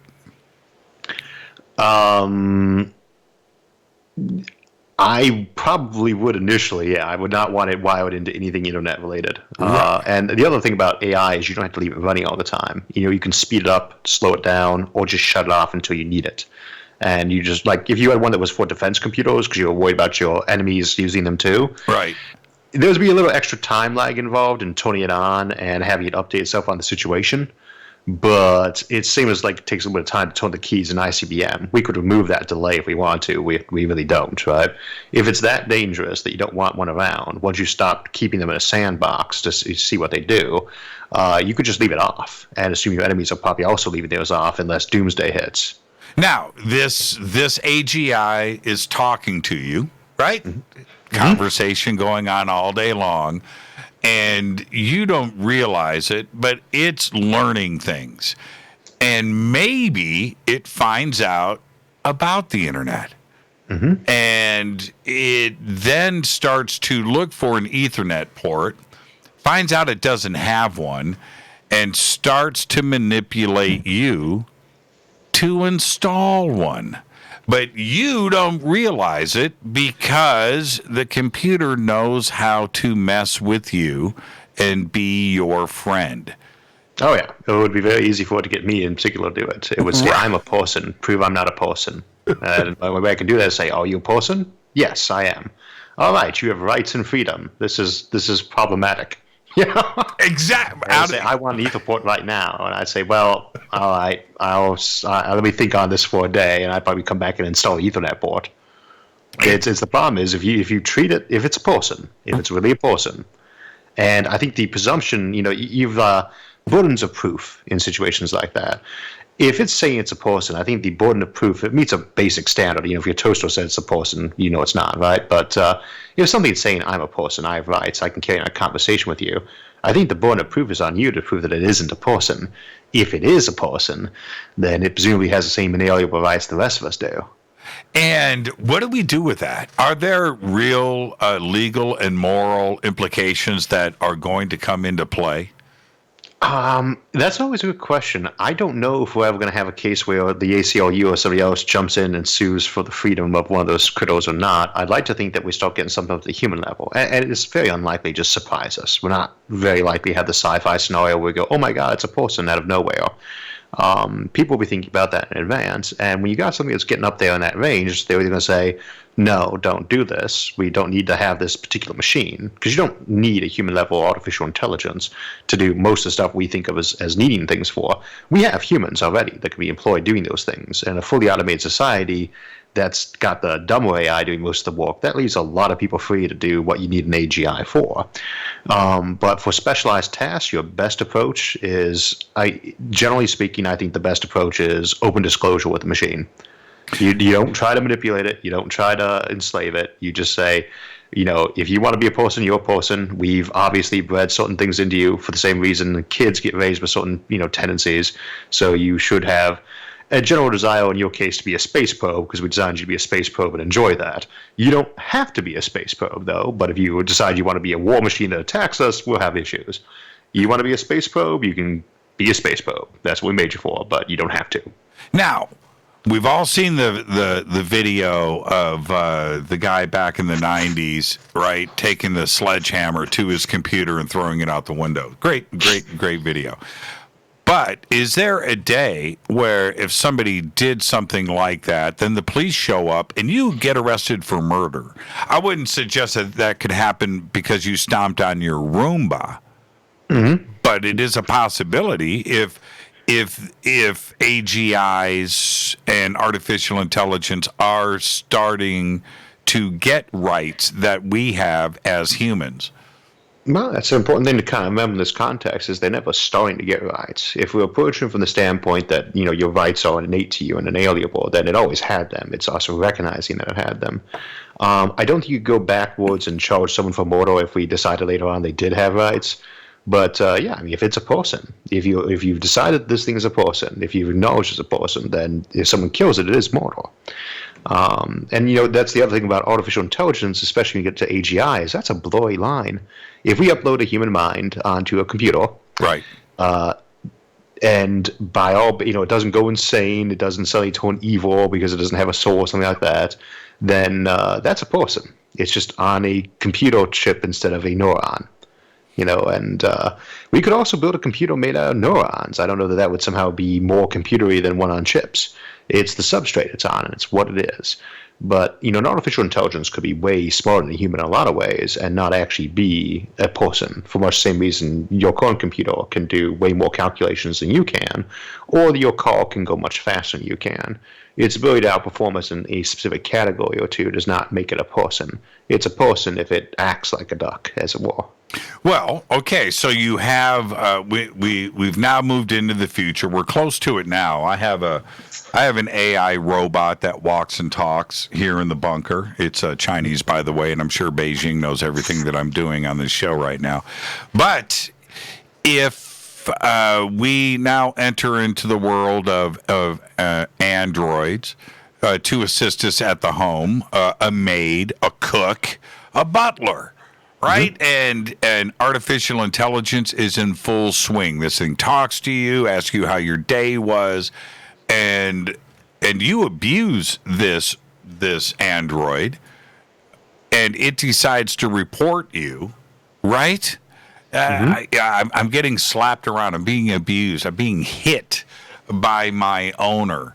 Are we now also blurring the road? Not an uploaded person onto this, but an artificial intelligence that is machine learning inside of this android. For all intents and purposes, it has emotions. It can learn and it can converse with you. Are you allowed to abuse it? Well, there's a good question. It doesn't necessarily have to be a human-level intelligence to be abused. Most of us believe that you can abuse your cat or dog or an animal, and that is wrong. Obviously, there's a bit of a line on what that is wrong, to the point of, we obviously don't execute people for killing their dog or cat. But at the same time, you can get in a lot of trouble for doing things like that, and certainly people don't much care for finding out that someone's been doing that. So if you've got a Roomba that's got, say, a dog's brain, which is way more brain than it needs to vacuum a floor, but say you have a machine around the house that's got a cat or a dog's level of intelligence and cognition, and it's got a personality, and it seems to feel things. I don't know why you made it have the ability to experience pain, but if you did, then if you're inflicting pain on it, then the vacuum cleaner is quite stupid. It doesn't need a very big intelligence to roll around the floor. Mine occasionally gets stuck under my couch, but I don't think it needs to be that much smarter to avoid doing that. With it, you always say, are we looking at this the wrong way? Are these artificial intelligences, people or not, depends not just is it an AI, but how much it is an AI, how smart it is, and how we get configured it. Because if it doesn't experience emotions or pain or things like that, then no, you couldn't abuse it. But if it does, then it doesn't need to be as smart as a human to be abused, even when a cat or dog does. Now, when we come back after the break, I'm going to swing this out into the universe and discuss the implications with other advanced civilizations. Mm-hmm. And surely, Isaac, any advanced civilization out there that got the jump start on us by 100 years or 10,000 years or a million years, it doesn't matter. Surely they have gone through the growing pains of artificial intelligence just like us, right? Probably. It would depend a lot on their culture. What do you mean? Well, let's say that they were, if you're familiar with the Dune series, the Butlerian Jihad, they had the new commandment, thou shalt not make a machine the likeness of a human mind. They might have a culture that's very strongly opposed to something like that from the outset. They just never even try to go that direction. Yeah, but I think most probably will. Right. Did you hear about the new Dune movie? Is there one actually in planning stage, or has it actually gotten filming? It's done. Oh, wow. How did I miss that? Yeah, December 18th. And, I don't know if I'm disappointed in you right now or that I'm happy that I got to spring the news on you. Well, it's very good news. It's there's one thing, there's so many of the books that I love that get developed into TV shows or movies, but they end up in, just in limbo, that I tend to wait until the official announcement's out that it is definitely alien and you start seeing the trailers. Okay, now I'm going to give you the really good news. Same director that did Arrival and the new Blade Runner 2049. Oh, wow. Blade Runner is my favorite film, and I found the sequel to be pretty good. So and I think it'll live up to the original. And Arrival was great, too.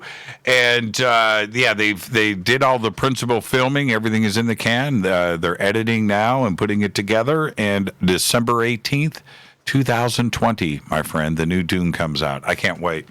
Oh, yeah. Yeah, it should be a great film. Let's take our break right here. When we come back, we are going to jump into extraterrestrial intelligence, advanced civilizations out there, and artificial intelligence. Our guest tonight, Isaac Arthur. I'm your host, Jimmy Church. This is Fade to Black. Stay with us.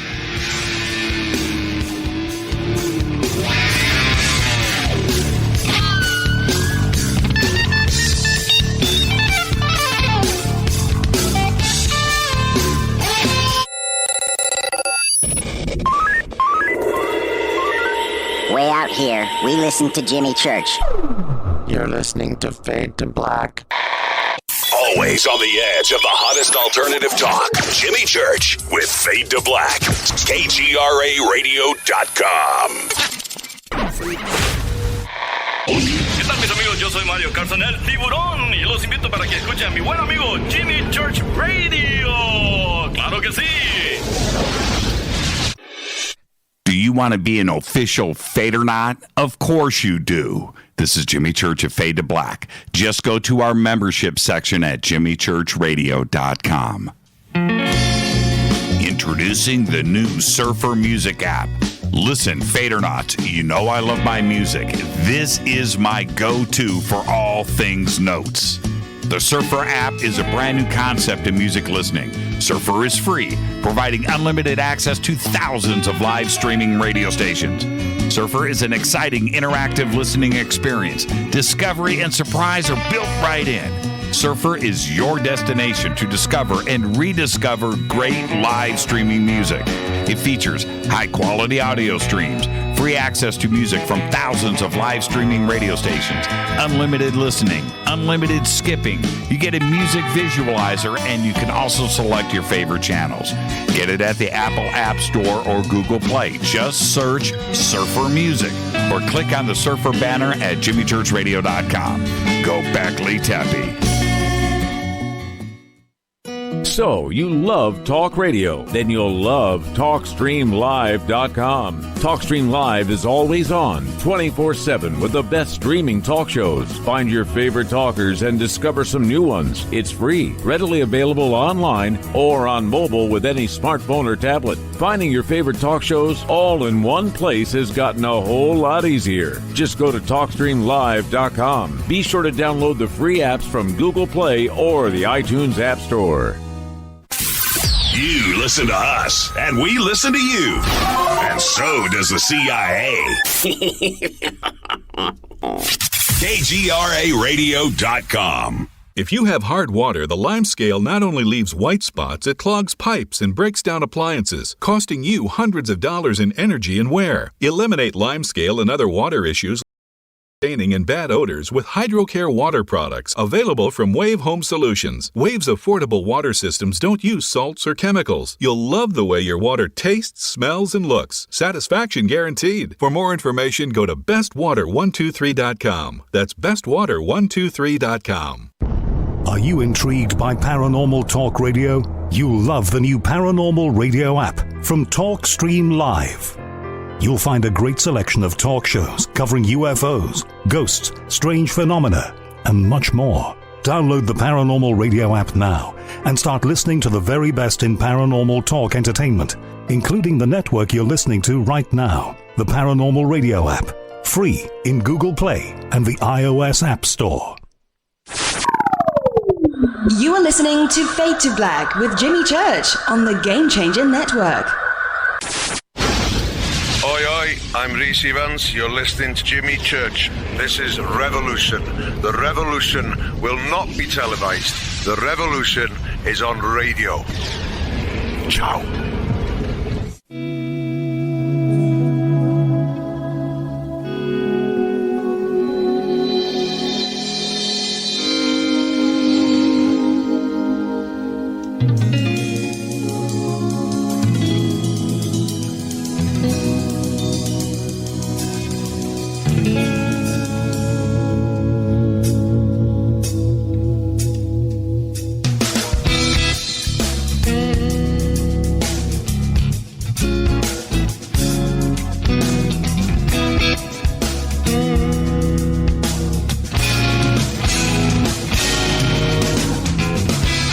Welcome back, Fade to Black. I'm your host, Jimmy Church. Our guest tonight, Isaac Arthur. We're talking about artificial intelligence, both here on Earth and out there in the universe. Now, a couple of updates on Kim Jong-un. I've got everything from reports that he is brain dead and in a coma. That was released on Saturday, that he is recovering from ankle problems yesterday, all the way to he was seen in public a couple of days ago walking around, and he's perfectly healthy, and there's nothing unusual going on in North Korea that would indicate a power struggle or him being brain dead. So everything is out there on the extremes. We have Reuters reporting that he is in grave danger, and of course CNN and others are reporting that. Others are saying the exact opposite, and that includes Beijing and China. So there you go. That's the update that I have it right now. Our guest tonight, Isaac Arthur. Now, Isaac, let's talk about what is going on out there with an advanced civilization and artificial intelligence. How would, I don't even know what kind of timeline we would be talking about here, but how would an advanced civilization take advantage of it? Would it be, by this point, galaxy-wide in the Milky Way, let alone the universe? Well, you'd think if they had a good artificial intelligence, the next question is they have a good power source, although it might not matter if they have decent AI. They should be spread across not only this galaxy, but many of the neighboring ones too. And it does depend whether or not they've found some way to around the speed of light. If they can go faster than light in some fashion, then they should be spread out over the entire observable universe by now, if they're growth-oriented, of course. As to the civilizations themselves, there's always a question of if you're bumping into aliens who are doing things like that, or you bumping into a civilization with AI, or you bumping into a civilization that is AI. Well, that would be the question. Now let's back up. You just said something very important, that to develop a system that would be universe-wide, or let's just say the Milky Way. Let's try to keep it simple for now. That they would have to have developed something faster than light to make this type of integrated computer system work, right? Well, if they want to keep a conglomeration, if they don't mind just spreading out, it's the same issue you have for any civilization. I mean, if you don't have light speed communication, you're not going to have a global empire. But that doesn't mean you don't spread out. Caveman tribes didn't need to talk to each other to keep spreading out back in the day.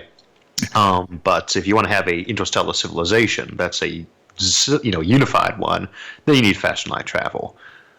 Well, or faster than light communication or data speeds. Yes, yeah. Right. Although they're arguably the same thing, especially if you're talking about AI, because you can presumably send the data.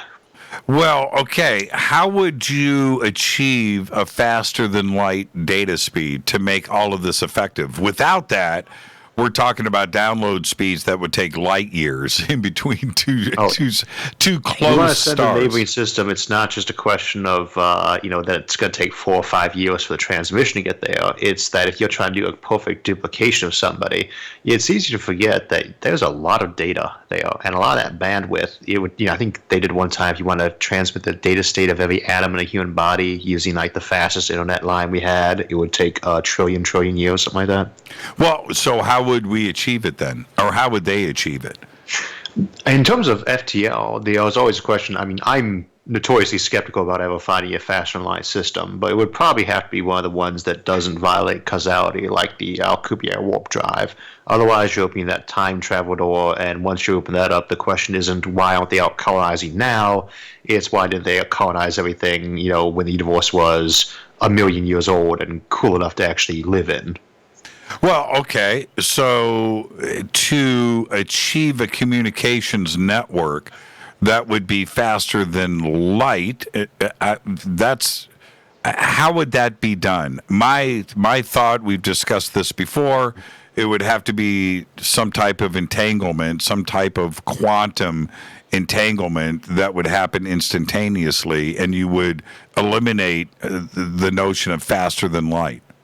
Well, I always have to put the caveat on there that there's so much we still don't know about space-time and quantum that there's any number of options might be on the table. But I tend to be, again, I tend to suspect 1 trillion years from now people will still be working at that fast light problem or they have given up. I don't expect to see it in the codes.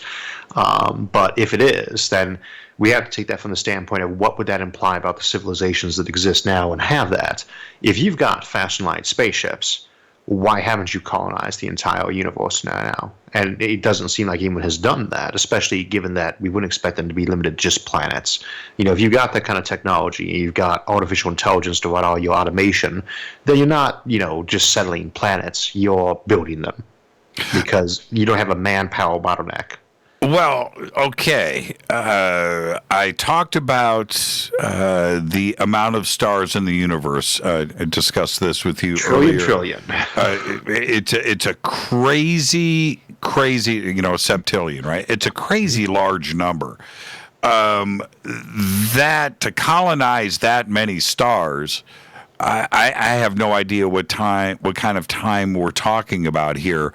But there is the question of resources and reproducing, whether it's with androids or whether it's with physical creation of a civilization. That's a really big number that would take a large amount of time. Would it? Let's take an example here. Let's say that we doubled every generation. That's a little faster than we tended to double last century, though. We quadrupled our numbers. But if we doubled every generation, if we had 4 kids and change to make up for losses, then we are going to increase 1,000-fold in just 10 generations, 200 years.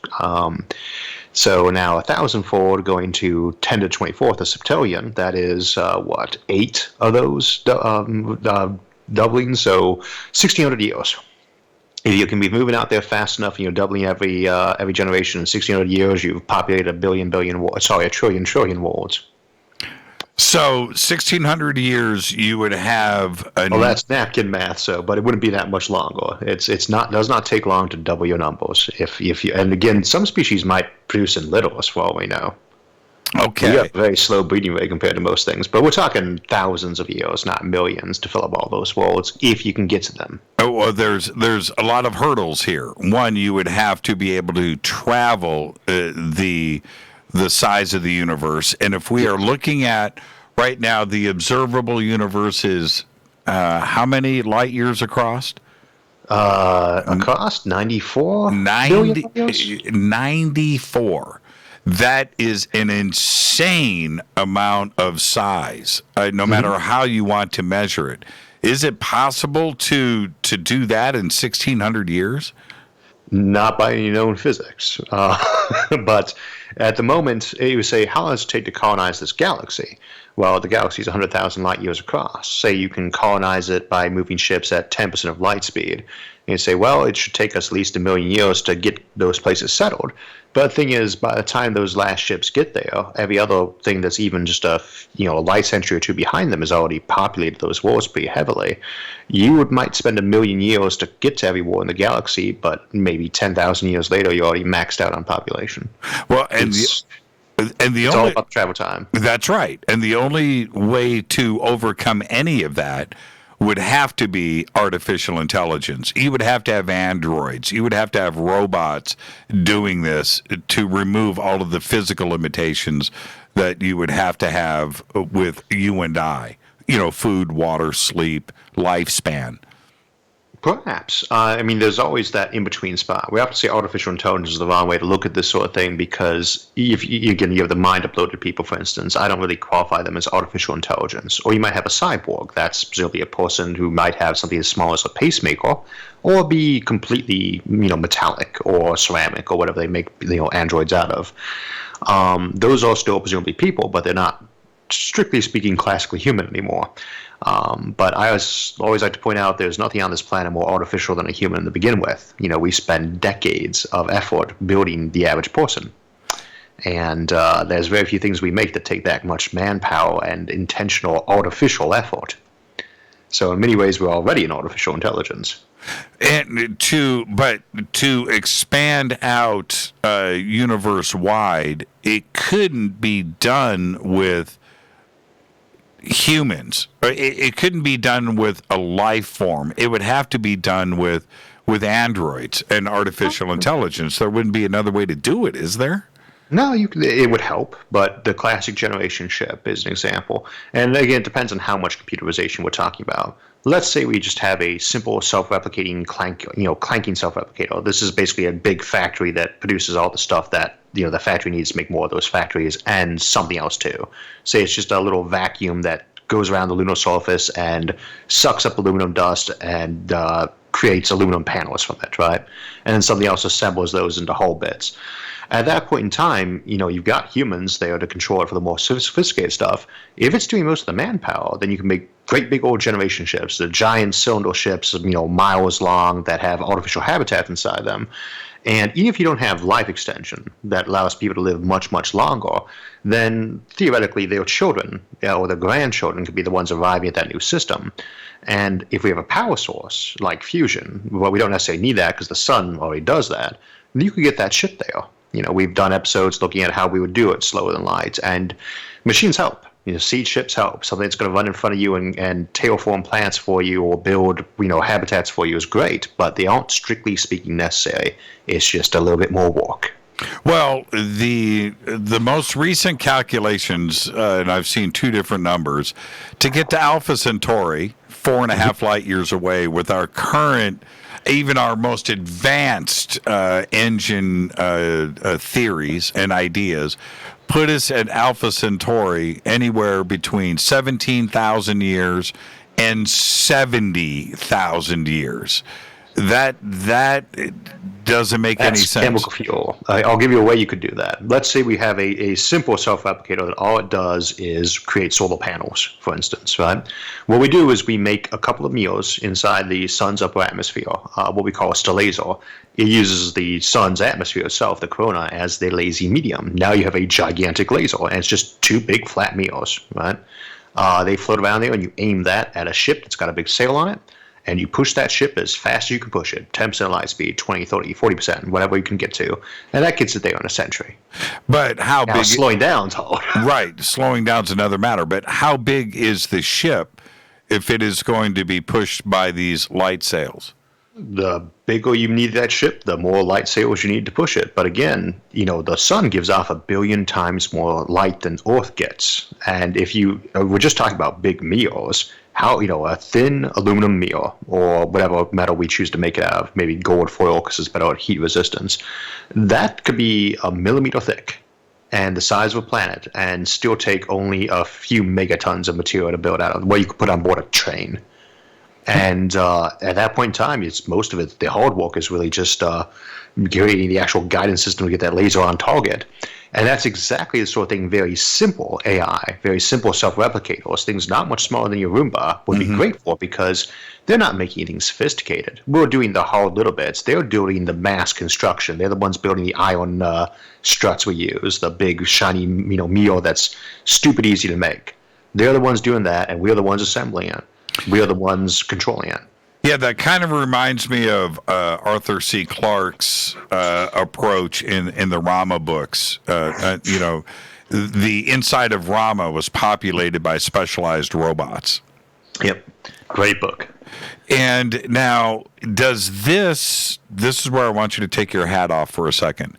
Does this approach to interstellar travel tied with AI and small robots, does this seem primitive to you? That sounds like our version of our approach to things.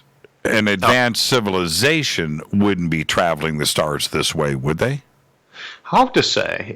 The thing about being an advanced civilization or a post-scarcity civilization isn't just what you can do, it's that you can choose to do almost anything you want, because you have such resource abundance and such power at your hands, that if you decide you want to do something one specific way, like if you decide you want to build a big flat planet just because, then it's in the table, it's in the cards, because it's physically possible, and even though it's kind of stupid, if it's what you want, it's what you can do.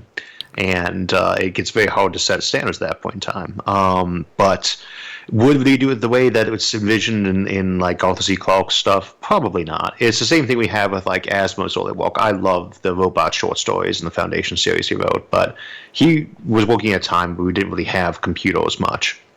And what he's envisioning is basically if you've got a computer that's very smart, then it's human smart and it's in a human body because it's cheaper to make one android than 50 computerized machines, so we can run all of those machines instead. We've tended to notice it goes a bit the other way. You make a small microchip just small enough to control the object, and then that's what you put on each individual object, rather than essentially an artificial person who can run machines instead of a human. I wrote last week, you just brought up Dune, and I brought up last week Frank Herbert. One of the things that, and he did this in 1965, Isaac, which to me is more impressive as I look back at it.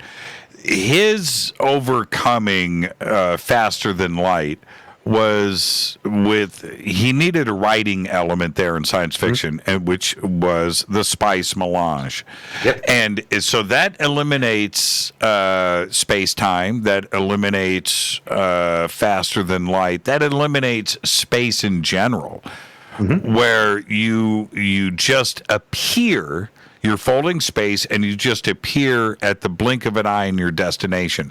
Something that David Lynch, the way he portrays it in the movie, is actually... a radio group that I actually really like the David Lynch film. You know what? I love that movie. I'll watch it all the time. But anyway, it just... right? The space navigators, the guild navigators, just appear outside of Arrakis, right? Boom. Right? Just appear. Is that something that would answer what you have been looking for in other astronomers and astrophysicists? Is movement between the stars, right? We haven't seen that. We haven't seen space travel. But if it is achieved, say, the Frank Herbert way, where you just are appearing at the planet, then you wouldn't see necessarily these UFO highways in between the stars. Very much so, yeah. If you got something that just folds space between locations, and memory source for the Dune one, the navigators could pick the location, and the machine actually just, they plugged in the machine, that's where they went. But something like that would get around being able to see the spaceship by its energy signature, which is enormous for a massive spaceship like that. A rocket ship that big coming into our solar system, you'd be able to see it out by Pluto as bright as a new star when it's slowing down. There's that much energy involved. But that kind of system would tend to circumvent to be able to respond that way. The problem is that, like so many Fermi paradox solutions, if you make space travel that much easier, you've got to wonder why they're not all over the place already. And so you have to find a reason why they either can't do that or specifically do not want to.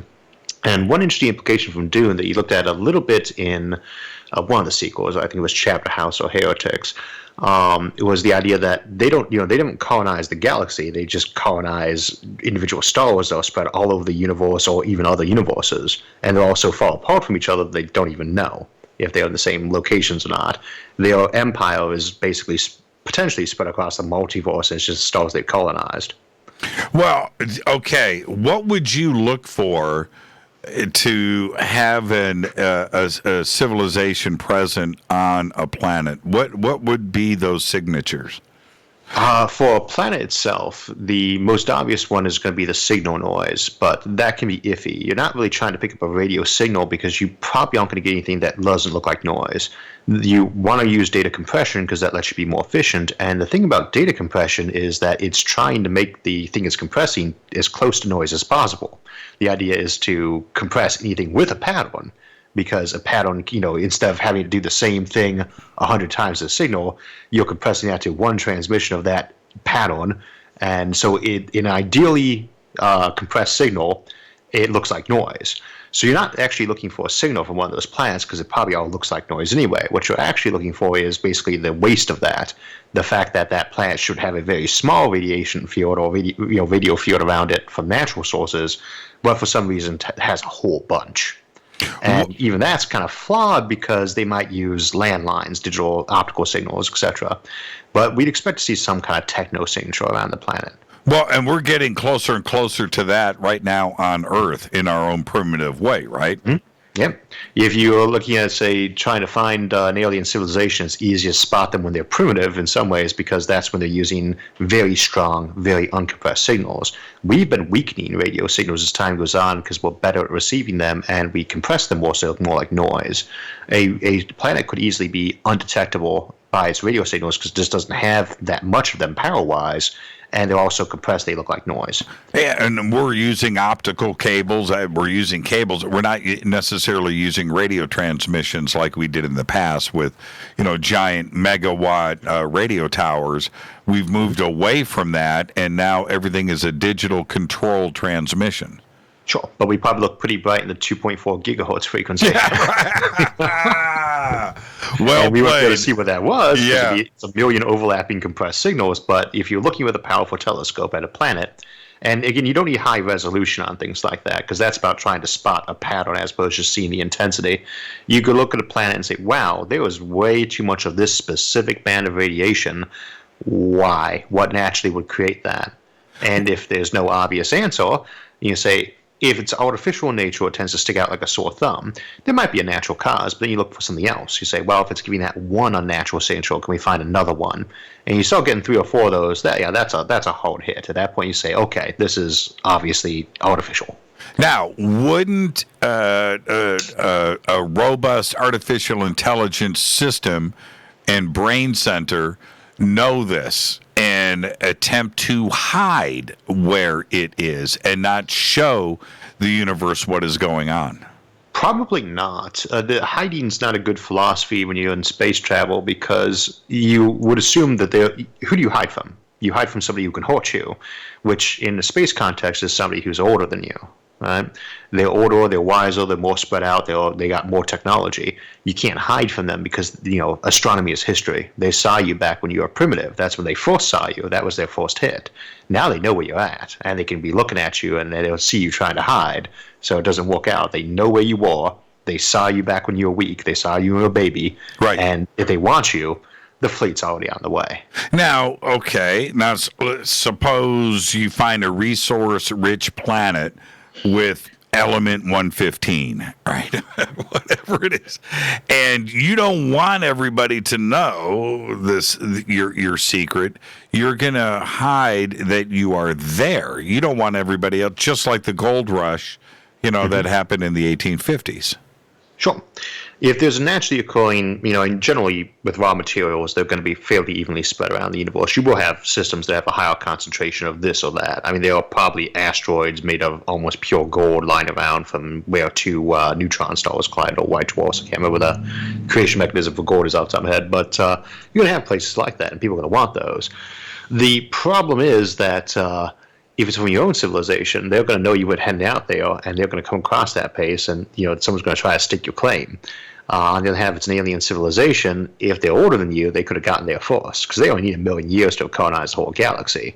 If they really want that material, then finders keepers, and first person gets it. And they had a time edge, If they came into existence back when the dinosaurs were on Earth and running the show, then they've got the whole galaxy by now if they want it and were able to take it. If they're not able to take it, then it's not an issue. And if they didn't want it for some reason, then it's not an issue. So we know that if they want it and could get it, they already got it. Now, right. And so if we go through this type of cyclical rise and fall of these civilizations, maybe that's why we're not seeing the colonization of the universe, because eventually something bad happens. Well, that's the problem, is that, you could have that happen, of course. Civilizations do rise and fall. But when we're talking about civilizations in this context, it's not Rome. It's humanity, right? And even Rome, when did Rome fall? There are so many different places that claim the title. And Rome is still a very populated city that's the center of a major, socio-economic, religious setup, right? So when did Rome fall? Doesn't necessarily matter, though. Humanity has kept growing in size that whole time. Some individual star empire might fall down and break up, but what knocked it over? Usually somebody else, or an internal feud. And then after that initial chaos, they just keep going back to expanding again, or some fragment or splinter of them picks up the shards and builds back up again. Well, that brings my favorite word. We've got 1 minute before the break, and we'll circle back after the break. Is entropy. I mean, you've got a degree in physics. You understand entropy just about as well as anybody. Is there a way for these advanced civilizations to overcome the second law of thermodynamics, right?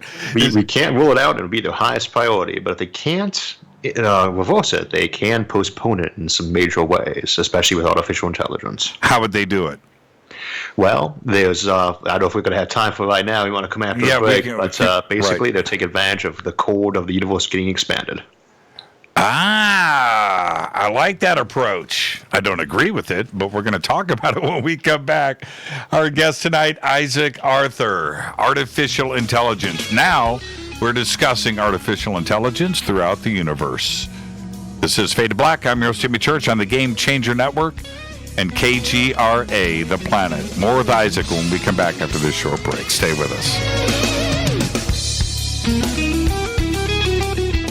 Hi, everybody. This is Rob Halford, the Metal God, on JimmyChurchRadio.com. This is KGRA Digital Broadcasting Station. Salt Lake City, Utah. Van Buren, Arkansas. Why is it we're not very good with our health regimen until it's too late? We don't put oil in the car until the engine blows up. When the body's out of balance, your health is not so good. Give your body some love. Log on to GetTheT.com. That's GetTheT.com. Try our Life Change Tea, which cleanses you from harmful intruders. A clean colon is one of the ways to bring the body in balance. We also carry organic supplements to help you get where you need to go. So do your body a favor. Log on to GetTheT.com. That's GetTheT.com. You can even visit our sales page to save some dough. Does anybody call money dough anymore? Anyway, if you're looking for short, helpful health tips, go to YouTube and punch in Health Matters Now. That's Health Matters Now. So, log on to getthetea.com, shop, get balanced, then learn some cool tips at Health Matters Now. You'll be glad you did. That's getthetea.com. Your contact for current news and trending topics. KGRAradio.com. This is Jimmy Church of Fade to Black, and I only drink Fade to Black blend coffee from Rivermoon. Just click on the Rivermoon Coffee banner at jimmychurchradio.com. Promo code F2B Blend. So are you tired of being tired? Well, then it's time to get the tea. Hey, it's Lisa here to tell you about this all-natural, all-organic tea I've been drinking that has had great results for over 20 years. It's called Life Change Tea, and it's specially formulated to help detoxify and cleanse your kidneys, liver, colon, and blood all at once. The colon is one of the most ignored organs in the human body. The faster that waste is eliminated from the body, the less time that waste sits in our intestines, spreading toxins to our bloodstream. This tea helps cleanse chemicals caused by outside intruders from our entire digestive system. And get this, weight loss can be a side effect. And with continued use of the tea, you can experience clearer, healthier, younger looking skin, increased energy, and a happier outlook on life. So if you're tired of being tired, get the Life Change Tea at getthetea.com. That's getthetea.com. And like me, you'll be glad you did. Did you know that when you're on the road with limited data or Wi-Fi available, you can still listen to every minute of Fade to Black by just calling 605-562-4482. No smartphone, app, or internet needed. It saves your data plan and no extra cost if you have unlimited minutes. Just call 605-562-4482. You can listen to me, Jimmy Church, on any phone, anytime, anywhere. Go Beckley Tappy.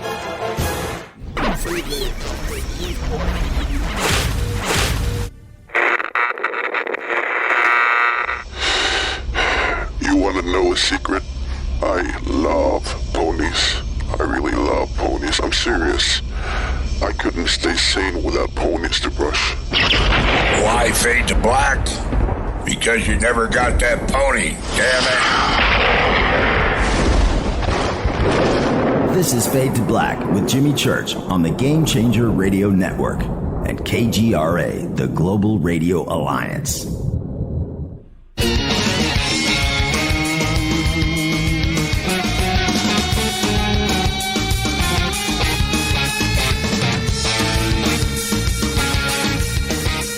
Welcome back, Fade to Black. I am your host, Jimmy Church, talking about artificial intelligence tonight with Isaac Arthur. If you missed this show or any live show, just go to our website, click on the podcast banner. We have over 1,200 shows right there for just $2 per month. Sign up today right there at jimmychurchradio.com. Isaac, right before the break, we were talking about entropy. It's one of my favorite words. And surely, in order to succeed, great lengths of time and span time and take over the universe, you would have to somehow kick entropy's butt. I actually wrote a column about this last week, and E.T. must have figured this out in a simple way. Let's go back to your comment right before the break. Well, if we're talking about just sticking inside of what we can do with entropy, then what we do know is the theoretical maximum on most efficient computing you can do is inverse to the temperature that you're running at. So the colder you get, the more calculation you get out of every little bit of energy. And for instance, if you're calculating the void of intergalactic space, it's 100 times higher than what it is here on Earth. And you can already, if you're running at that, what we call the Landau limit, already run a human mind on something like a billionth of the amount of energy it takes right now. And so they could do it, say, 100 billion times more efficiently. But as the universe expands and cools down, you keep getting faster and faster with your computing. So you're running out of energy, you're running out of entropy, but you're getting more efficient with it because it's getting colder. And so at that point in time, you could be running around, black holes, living out the Hawking radiation or little bits of matter you were dumping into one, and performing calculations. And interestingly enough, if you're in that expanded universe, you can actually be running far more advanced and huge, thinking empires at war than right now. But to do that, of course, you have to abandon the biological approach and switch over to, totally computer substrate and probably using substrates and power collection way beyond anything we could even dream of right now. But theoretically possible ones at the very least. To actually start beating entropy, though, that's when you need to start looking at things like, multiverses and opening up a wormhole to another universe to suck energy out of it, or suck matter out of it, or just migrate to it. Now, I love this part of physics, too, and quantum physics, getting into this discussion. We'll get back to that. But if we are staying on the second law of thermodynamics side of entropy and how physics is based around that, which I understand that, then there's the second definition of entropy, which is everything starts out simple, ends in chaos, and there's nothing you can do about it. Mm-hmm. No free lunches, and everything ends in the end. That's right. Wouldn't E.T. have gone through this many times, right, and know how to look? You brought up Rome. That's a great example of entropy, if you ask me, where it doesn't matter if it's Rome, Greece, China, Spain, Great Britain. All of those great empires started out simple, got too complex, collapsed on themselves, and had to retreat. I've always viewed that as entropy playing out in its purest definition as well. We still haven't learned from that. We haven't. We have not figured that out yet.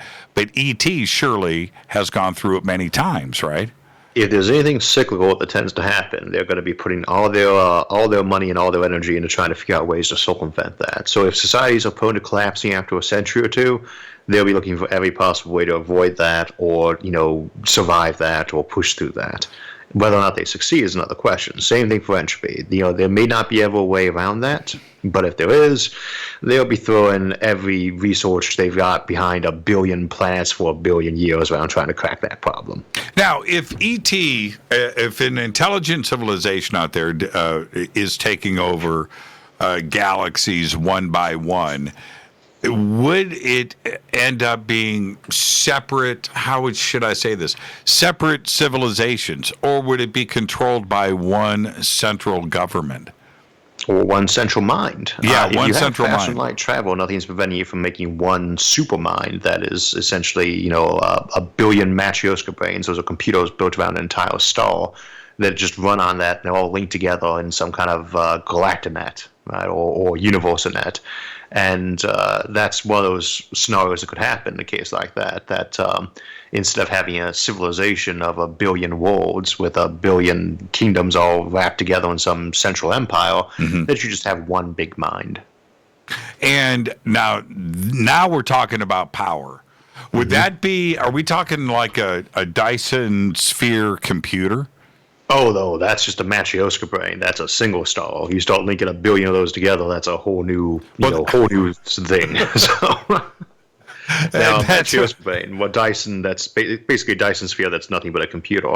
That already has a kind of computational power that will let it simulate a trillion people as though they were alive in a virtual world. That's about how much mind power you're talking about. They are just using essentially what we have on all best computers right now, stretched out to like our theoretical limit. What's on the table? They are insanely powerful. They have access to a billion times the energy that the sun gets to the Earth, and they presumably are way more efficient at using it. And they're doing nothing but competing with it. Now, it's huge. Would this be AI in its purest definition?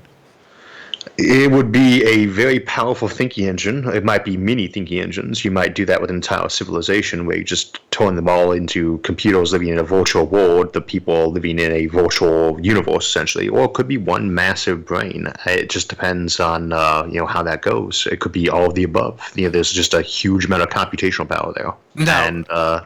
That looks like where they want to go, yeah. Yeah, let's stay right there for a second. Do you see this as being a possibility? I actually want to ask that direct question. I mean, it's nice. It's great science fiction, but do you believe that would be possible? A simulated universe? It should be. It depends. I mean, we do them right now. Every video game is a simulated universe. It just depends on if we were living inside one ourselves, for instance. There's a good chance that whatever's simulating us is a much more complicated universe than what we are. But anytime you're in any kind of simulated world, say one of those MMORPGs people like to play, like Warcraft, those are simulated universes in a very real way. Those are real places. We'd be talking about something that was orders of magnitude more sophisticated, but at the end of the day, it just depends on whether or not you're saying someone who lives on a computer chip is a person or not. Does it actually matter what substrate they're on? Does it have to be neurons or computer chips? Is it possible? You can never make a more complicated simulation than the thing that's actually simulating it, but you don't actually have to simulate every atom in a simulated universe for it to be a good simulation. You could model our universe quite accurately with probably just one Matryoshka brain to the point that we ourselves would probably not notice we were in a simulation. I have been playing, I just started a couple of weeks ago, mind blown, No Man's Sky. And the ideas behind No Man's Sky is, now it sounds way too complex, an impossible game to have made. It's actually very simple, and it's very elegant in that these trillions of worlds that are there, each one is created with artificial intelligence. It's machine learning. It's creating its own world for you, and nobody in the game can visit the same world twice, theoretically. Yeah, it's procedurally generated memory source. I've heard a lot about it from my audience, though I've never had occasion to play it myself. But those are things we might start seeing pop up. The most sophisticated worlds that you can build a virtual simulation are probably going to be those that have a lot of people and resources involved on our end. So those would probably be shared environments. But people could easily end up having their own simulated worlds. Even if it was like a house, a valley somewhere that was simulated, that was just where that was like their house they lived in. Might be the equivalent of a room in their house they spend a lot of time in. It's so hard to see how that's going to go. We've looked at that, and the problem you always hit with those is you have to decide, is the term virtual world at a certain level of sophistication actually meaningful anymore, or should we be thinking of these virtual worlds as no different than going and colonizing Mars or Alpha Centauri?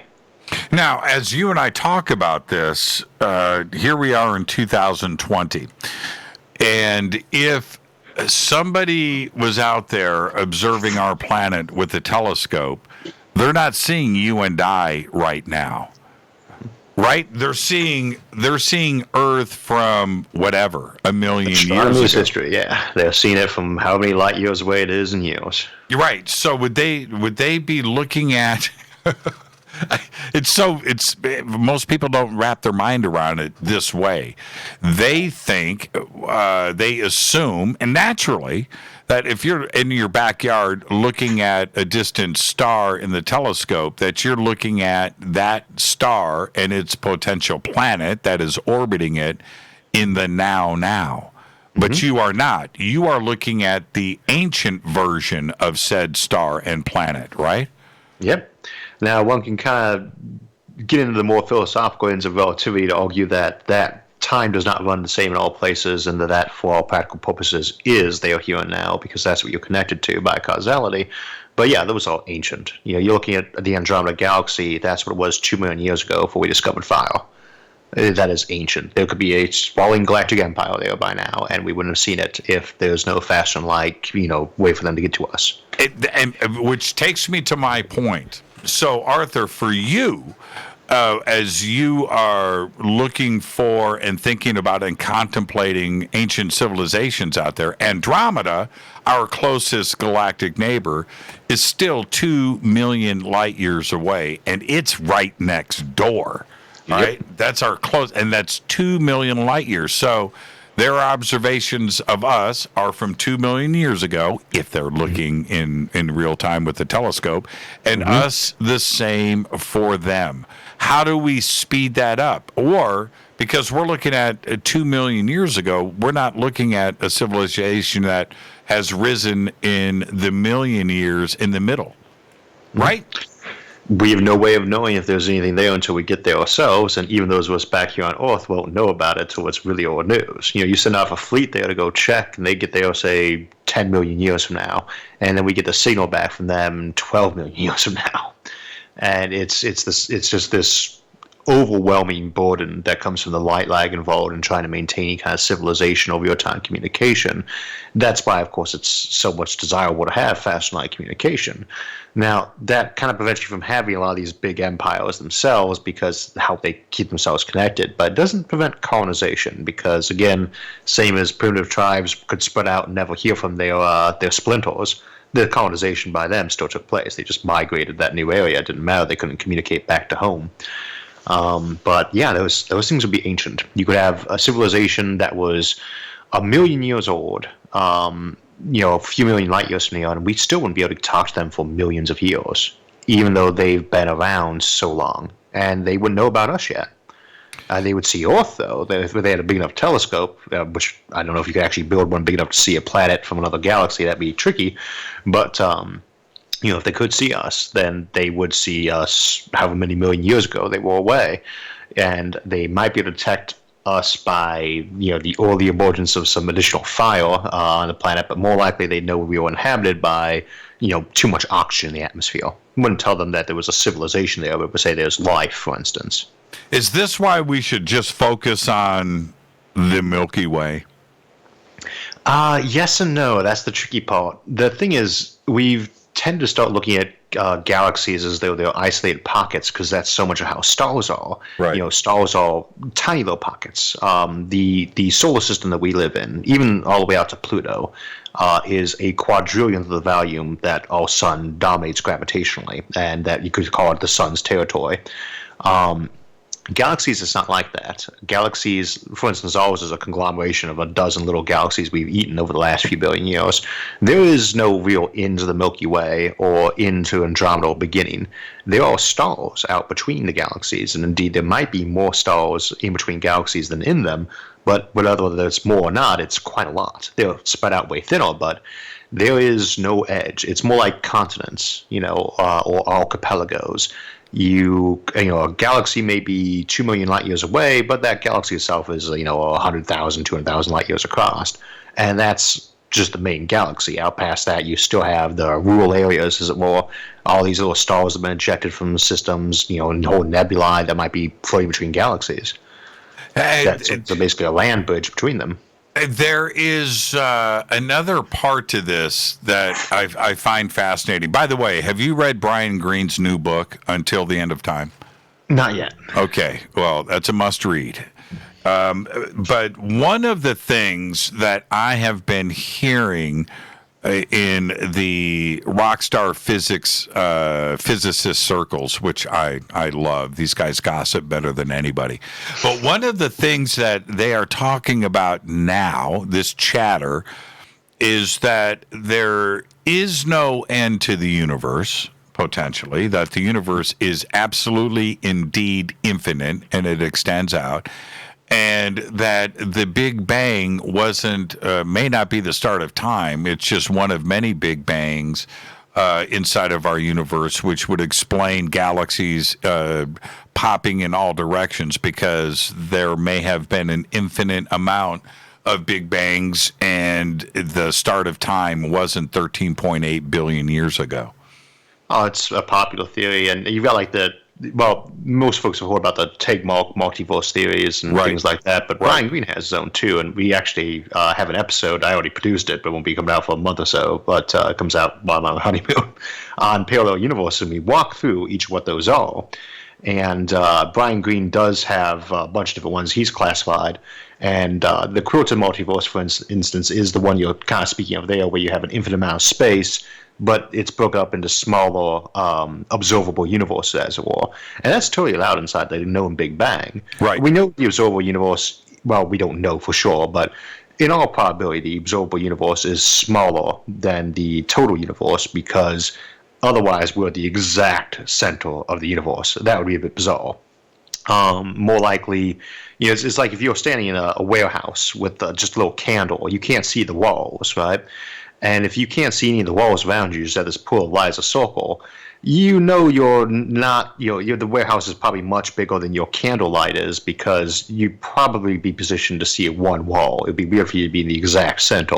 And it's kind of the same notion there. We don't know if the whole universe, without even getting into multiverses, just this universe, is a little bit bigger than the observable portion, or infinite, or anywhere in between. But it's probably a good deal bigger. It has to be at least 10 or 12 times big just to make it realistic that we could not be seeing one of the edges.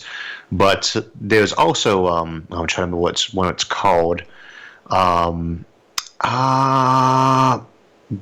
think he has 9 different versions of multiverse he goes through, but one of those is that they are lots of big bangs that go on, and this usually ties a little bit into, well, not string theory, but brain theory, which is, well, M theory, which is very similar to it, which is the notion that you have all these membrane universes, 3-dimensional, but we picture them 2-dimensionally, that kind of collide into each other every so often. That sets off a big bang, and it's one of the ways you can have a multiverse where you just have a ton of these observable universes that are not really connected to each other, but do have some overlap. But then you also have the possibility there's just a bigger universe underneath where you have localized big bangs pop up. And there's been a number of theories along those lines, even dating back to the steady state theory, that big bangs might just be localized things that happen every so often when quantum energy gets too weak. As an example, the Big Rip theory everyone's fond of, in that the expansion universe keeps getting stronger and stronger until it can eventually rip quarks apart. Well, the thing about when you pull 2 quarks apart is that quarks cannot exist in isolation. If you pull 2 quarks apart, you produce 2 new quark pairs. And if you pull those apart, you now have 4 new quark pairs. So if you're ripping quarks apart, you could arguably end up producing a big bang just from that. So in some Big Rip versions, you could actually have that happen, and it just spawns infinite numbers of new universes constantly being spawned by this expansion energy. Whenever that universe gets to a certain point, it shreds itself, and bang, big bang. Now, okay, let me ask you this. I know that you're getting married on Saturday. We've got 6 minutes left in the show, or I can hold you over for another 20 minutes into some overtime. Oh, sure. You down? Okay, because I've got some very deep questions that can't get answered that quickly. But let's stay here for a second. When it comes to artificial intelligence and the grand creator, whatever you want to call that, whether it's God, spirituality, or an artificial intelligence, is it possible that an artificial intelligence that has been around forever, previous universes, lagging over, and we're going to get to Brian Greene's Until the End of Time, one of the things he talks about in the closing of the book. But could the universes and these special moments of stability that cause a Big Bang be created by an intelligence? Quite possibly. That kind of gets into simulation theory, and essentially, if you can create a simulated universe, then you presumably what's the difference in terms of how you choose to name them? We sometimes suggest that black holes might, when they form, spawn a new universe. Is that any different than a universe creating a very large computer and creating a virtual universe on that computer? Right. It's still, totals all the way down, as it were. Whether it's on a computer chip or through some unknown physics or different rules or God, take your pick, that's functionally identical in many ways. So is it possible? We don't know enough about the physical laws of the universe to say if it is or not. Plus, in a simulation, you presumably don't have the same physical laws in the universe above you, unless they specifically aimed for that. So you wouldn't even be able to know.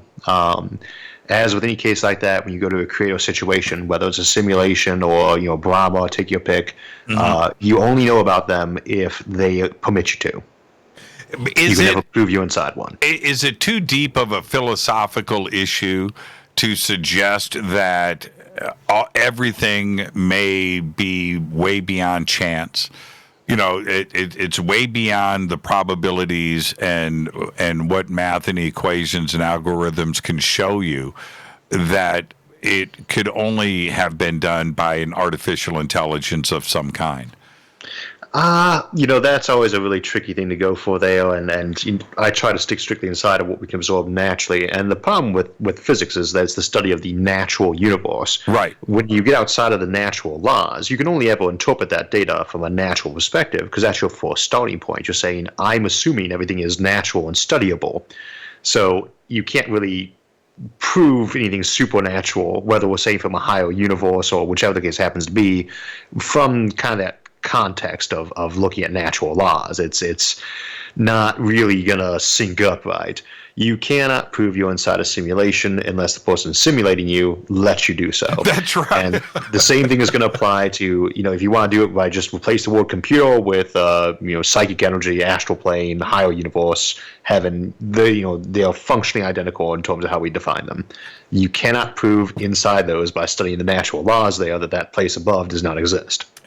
It's just not possible. I know, right? And this is, whether it doesn't matter which physicist or theoretical physicist, quantum, that we're talking about here. One of the things that they all know is that quantum physics, or however you want to look at it, is still misunderstood, that they don't even understand it, and that even Einstein's equations only take you so far. Right. We can predict what happens from quantum, but we have a bunch of different interpretations. It's not just Copenhagen or multiverse. There are tons of them out there. They all predict the same result. That's how we say it's a correct theory, but we have no way of testing which of these is correct at this time. And so, without being able to go back to the exact moment of the Big Bang at the start of the time today as we know it, if you can't go back there and the math won't it only lets you get so close, is that the part of it that becomes philosophical at that point? It just depends on whether or not the existing universe lets you check these things. For instance, if we were able to detect another Big Bang going on locally, we could adjust the theory around it. But from what we can see right now, we probably cannot ever prove or disprove the existence of multiverses. But we've only been studying the problem for not even a century yet, so new things might occur. But it is kind of a recurring problem with quantum is we don't really know why it works that way. We know how it works in this universe, but why? Not so much. And it's the same problem we have with the Big Bang. We don't know why the Big Bang was able to violate, conservation of presumably energy and entropy in the first place. No clue. Maybe it didn't. Maybe it's just an example of a point chaos system where it was all entropy, but a pattern arose randomly.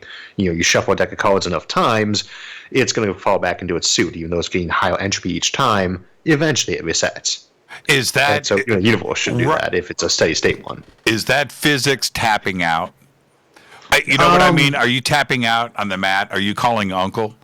I mean, no, definitely not. But I'm saying that the moment we can't, one thing we always have to be careful with in science, just because so far we found answers to everything, we should not assume that we're always going to get answers to new questions. But we can't just be saying, well, we've always gotten these answers, so we're going to get the next ones too.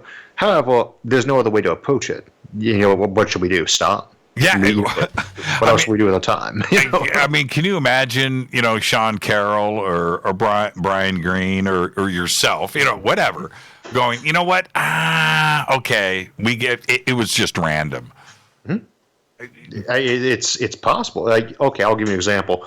Under quantum theory, it's possible for any group of atoms to kind of spontaneously mutate into another group of atoms. It's highly improbable, but for instance, a few atoms could turn in from carbon into a single sugar molecule. That's right. Therefore, since there's a finite chance that, there's a smaller but finite chance that a random rock could turn into a candy bar, or that the Statue of Liberty could mutate into a big golden calf. And you can imagine that, let's say tomorrow the Statue of Liberty was replaced with a giant golden statue of Thor.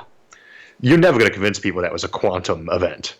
They're never going to buy that. It doesn't matter if it's what actually happened or not. They're never going to buy that. It's so insanely improbable that they're just going to assume a supernatural cause, even if there wasn't one. Right. It reminds me of Leonard Susskind and his quote. Well, you know what? It's highly unlikely, but it could happen. Right? Yeah, and that's the problem with things like that. Is it in some way, if multiverse is correct, there is a universe right now where a giant golden statue of Thor appeared, and tomorrow there's going to be a gigantic civil war appearing as people, just convert over to Norse mythology.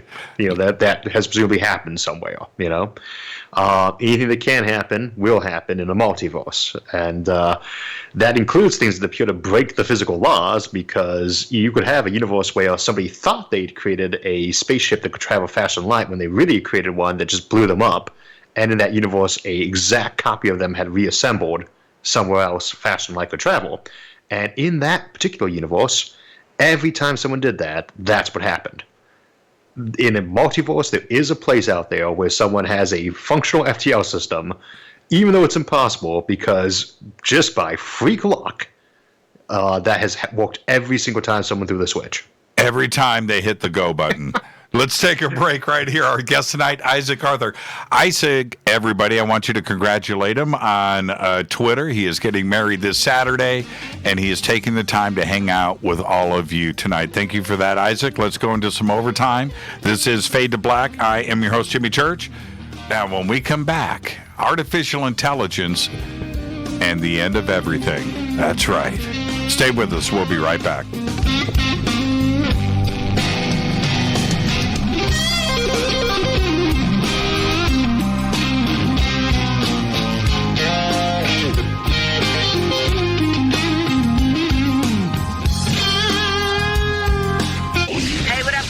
Vivica Fox here, and you are listening to my boy, Jimmy Church, on JimmyChurchRadio.com. Despite popular opinion, reading a book will not make you smarter. But listening to Jimmy Church will. This is Jimmy Church of Fade to Black, and I take Life Change Tea supplements every single day. It's what I do. Click on their banner at JimmyChurchRadio.com. When you take the beans from Central America with dashes of Indonesian and African mixed in and then roasted to the dark side of Fade to Black, you create the ultimate brew of fringe. Introducing the Fade to Black blend from River Moon Coffee. Yes, River Moon's darkest customized roast was created for the love of Fade to Black. The alchemy of masterful roasting and smoking the beans is in every sip of this full-bodied, dark Java. I need my coffee dark, deep, with distinct bittersweet chocolate highlights, just like the bunker. Leaning further into the darkness of the roast is Fade to Black blend from River Moon Coffee. Just click on the banner at JimmyChurchRadio.com and use the promo code F2BBLEND for 15% off of your order today. Go Beckley Teppy. Hello, my name is Billy Carson, and I am a best-selling author and the founder of ForbiddenKnowledge.tv. Together with my team, we have built an all-new conscious streaming TV platform designed with every family member in mind. If you have ever wanted to travel the world and attend lectures and workshops from your favorite speakers but weren't able to, look no further. ForbiddenKnowledge.tv. There are dozens of workshops and lectures from speakers you know and love. We have also included amazing categories to assure that your consciousness is entertained and elevating on a daily basis. Amazing interviews, ancient history, ascension knowledge, wisdom teachings, documentaries, conspiracies, mysteries, health and fitness, conscious cooking, meditations, finance, yoga, and so much more. To start your free trial on any mobile device or computer, surf to ForbiddenKnowledge.tv. That's Forbidden Knowledge with the number 4, ForbiddenKnowledge.tv. Again, visit ForbiddenKnowledge.tv today. Are you intrigued by Paranormal Talk Radio? You'll love the new Paranormal Radio app from TalkStream Live. You'll find a great selection of talk shows covering UFOs, ghosts, strange phenomena, and much more. Download the Paranormal Radio app now and start listening to the very best in paranormal talk entertainment, including the network you're listening to right now, the Paranormal Radio app, free in Google Play and the iOS App Store.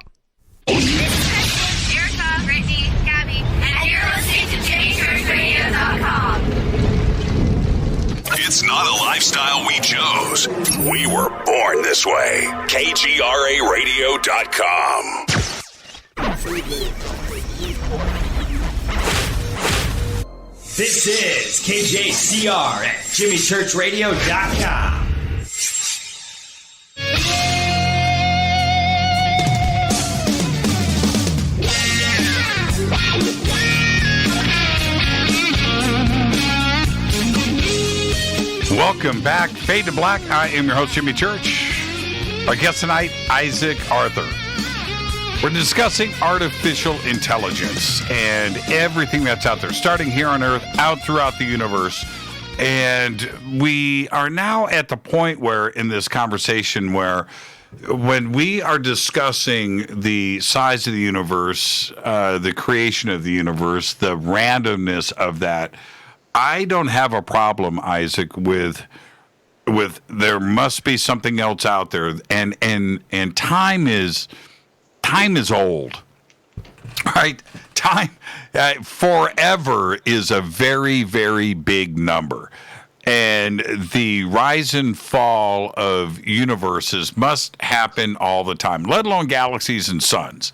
That's and Brian Greene in his new book Until the End of Time says one thing that confirms something for me that must be a part of everything, which is particles and the basics of everything will end.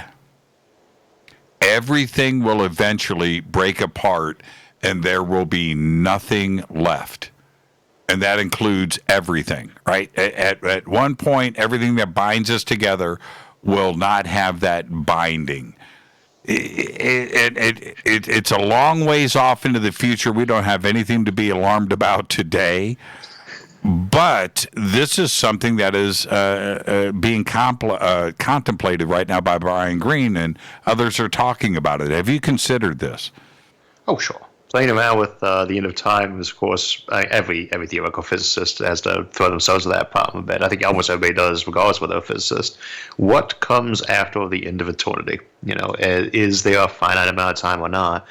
But when you start playing with infinity in any way, you always have to be a little bit careful. It's not a real number. As an example, let's say time was infinite and there were just an infinite sequence of big bangs, right? Then everything is going to happen at some point in time, including this exact same conversation, not just once, but a million times, a billion times, and effectively an infinite number of times. Isn't that effectively the end of the universe at that point anyway? Because it's just the same thing repeating. Everything that could happen has happened. So whether it goes on for 10 more minutes or eternity, it's all already happened. Every sequence has already been played. Every game of tic-tac-toe, has been played. It's done. And so at that point, you don't even need an infinite, space or an infinite time. If the universe is infinite in size, and you could travel, faster than light to get to those other bits, you never know if it was infinite or curved around back on itself like a circle, because you'd start encountering bits that were exactly identical to bits you'd already gone to. Mm-hmm. Now, the numbers involved in that are so huge that they need exponents of exponents to actually be, recognized. Some of them are so big that if you actually tried to write that number out on paper, it would undergo gravitational collapse into being a big black hole.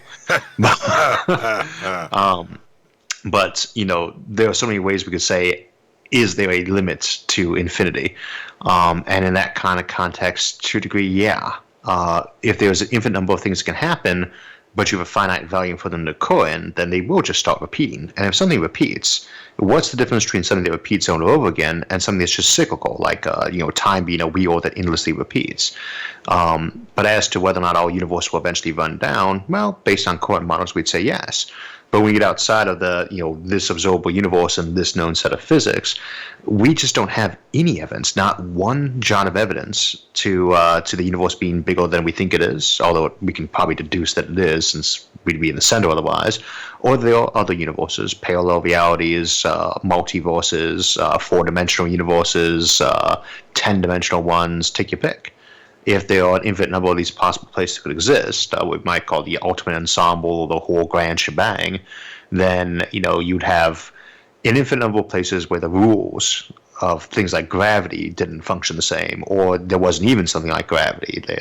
There's an infinite number of possibilities, But unless you can actually ever go reach them in some fashion, detect them, communicate with them, or travel to them, you can kind of argue that it's not just semantic to argue that they don't even exist, because you can never go to them. Well, okay, so let's flip it over for a second. Let's go to the other side. All of the protons, the neutrons, electrons, everything that the constituents of all atoms have now broken down. There's no energy binding them together. And the existence of everything, even the charred charcoal brown dwarf stars, are now dissolved. Right? Even the black holes have decayed, yes, and even the iron stars have gone. Yeah, and the iron stars are way later in the universe. Everything is gone, except now on the outside of our universe, where there is a younger universe that has been created, and now those civilizations are traveling the stars. They are still 10 trillion years away from dissolving into nothingness, but they're out there in their Isaac Arthur Star Cruiser. And they drive through our old part of space.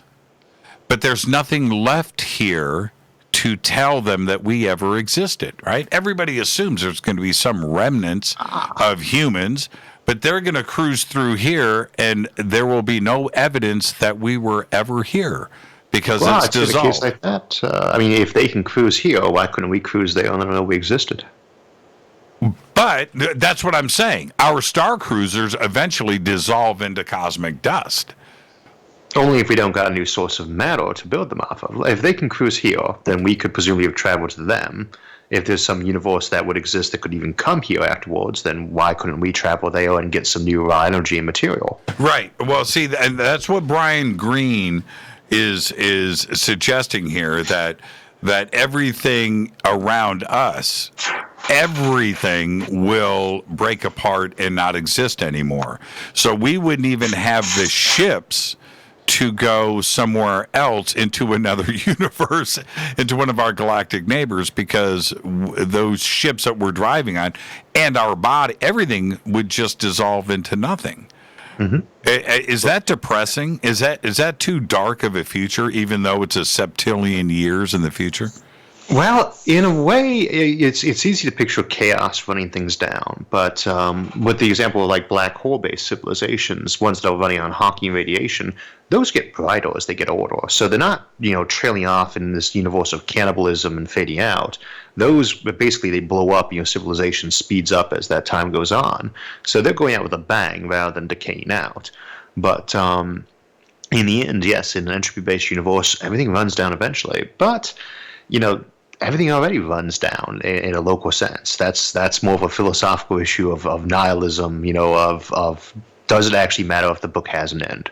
Well, every book has an end. And we'd like in theory to be able to go on forever, but if we could go on forever, no matter what we try to look at it from, if time goes on infinitely, then everything repeats anyway. If everything just runs infinitely long, then everything that could happen will happen over and over and over again. In which case, again, how is that any better of a fate? If the book runs out because it has a chapter at the end, it's in the epilogue, the book is closed, last chapter. Or one that just keeps repeating over and over again. I don't know which of those is the more ideal universe, but if you have an infinite amount of time, you will just keep repeating. Totally a set amount of time, the book closes. And either way. Right, and I totally agree with that. The part that bums me out about it, where my excitement kind of fades, is memory. And this is where energy gets into a play here, and consciousness, and we get into that whole philosophical discussion. But in Brian Greene's presentation, it sounds to me that he is implying that even memory and consciousness, if it's out there existing in clouds of energetic, masses out there in the universe, that even that will cease to exist, that even our memory of the past will be no longer. So in the repeating of time, I don't get to enjoy that. right? You don't get to enjoy that. We don't even know that the repeat is happening. Oh, yeah. We have no idea. But I don't know if you enjoy time opinion anyway. If you are just going for the computer model, that you're storing your brain on a big computer, that takes space and energy to run. You'll start cannibalizing old memory, compressing things. You no longer need to remember everything that happened in 2120. You start going to the major events. You cannibalize your hard drive as matter. You can throw it down a black hole for more energy. And in the end, your last conscious mind in that kind of context would be something that was just barely conscious enough to be aware of the fact that it had no memory. That sounds horrible. Effectively, a type of, senility that the last minds would be cannibalizing themselves into, the near unawareness of their own existence until they can't maintain the system anymore.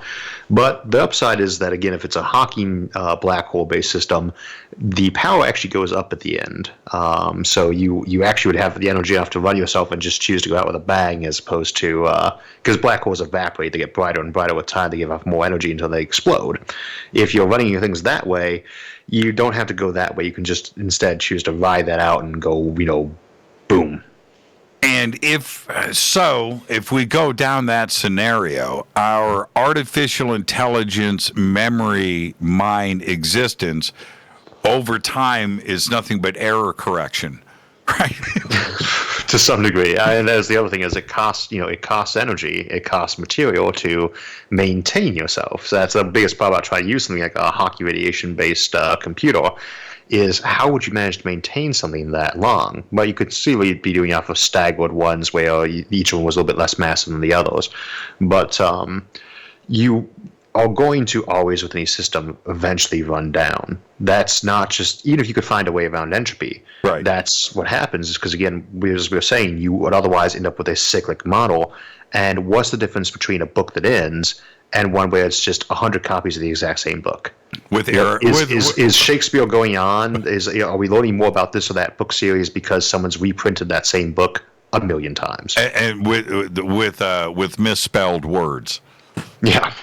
Right? You get some drift. But yes, with an infinite number of those, it is the infinite monkey's typewriter solution. You get every last scenario possible that way. Right. You have every possible book that's been written, and it gets written millions of times, and rather than just being a complete book, it's not a sequel to make a copy of the same book. It's got a minor flaw to it, a minor change to it, especially when all of those books have been written. So even without entropy, you do have an effective end to eternity just because it just repeats. Man, I love entropy. It's like the best word ever. It's like the best word ever. Okay, now let's close. Again, I want to thank you for taking the time.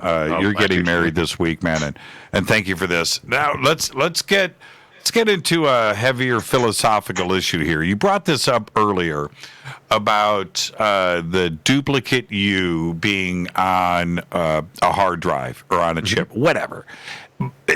The example of that, when I hear very intelligent people out there discuss this, they leave out one core component, which is, let's just say you, Isaac, or Bill Gates, or whoever has put themselves into an android, right, to live forever, right? We're going to be immortal. But you, Isaac Arthur, don't enjoy that. The new you is often running, creating new memories and a new life. You still exist in your brain. It's not like you are now immortal. It's a copy. It's a copy. Right now, there. It's probably as legitimately me as I am, but it's still a copy. And I'm still here. You don't get to enjoy the world of Tron. Mm-hmm. Right? You have to live in your existing meat suit. Yep. The copy of me is, again, it's as validly me as I am, but we're going to divulge very quickly, and I'm still there. You might use copies to back yourself up it's basically a life insurance policy, because we don't just live for ourselves. You might make a copy so that someone could raise your kids if something happened to you, right? But yeah, you are finite in that sense. You can't just copy your brain over and now you have a copy. And yeah, you could maybe burn your brain up as while you vaporize it while you're making the copy, but that just means you destroy the original copy while you're making a new one. our brains do replace themselves. The neurons change with time. There is that gradual replacement. So that might be an approach that people found more palatable, was to just replace one neuron at a time with something artificial. And if you can upload your mind to a computer, there's no reason you can't upload your mind to a computer in your own head. It could even be using regular neurons. I mean, we have cellular repair. If we just give that a little bit of help, we might not need to upload our brains onto any sort of chip, be it on a distant computer network or inside our own brain, and just replace those neurons. But that's probably the only way you can really achieve immortality for the self. But again, that copy of you, if it's a proper copy, it is still you. It's just, you don't get to getting copied anymore. Right. You don't get to experience that e-ticket at Disneyland. It does. It does. That version of you is going to wake up and be like, wow, I'm immortal now. And it's like, see, it worked. And it's going to turn around and look at you in the chair and be like, oh, what do we decide we're going to do on that one? And in my own case, I actually have a set protocol for this. We just change the middle name to a B, a C, a D, etc. until we just... Right. Well, see, when I hear this deep philosophical question, right, coming from an interviewer, which I've done it myself, okay, I'm guilty of it, but would you upload yourself onto a hard drive? My answer today is not what it was before, where I had to sit and think about these deep questions. It's who cares? Who gives a crap? Sure, I will. I'm not being uploaded. A copy of me is. But I'm still here in my physical self in this 3D reality that I call Burbank, California. I'm not. I only do it as a frozen copy. Right. The biggest thing is people tend to overlook some of the downsides of this. For instance, it sounds neat to have somebody who's going to help you out with your work, especially for those of us who are mostly computerized or thought-based work. Right.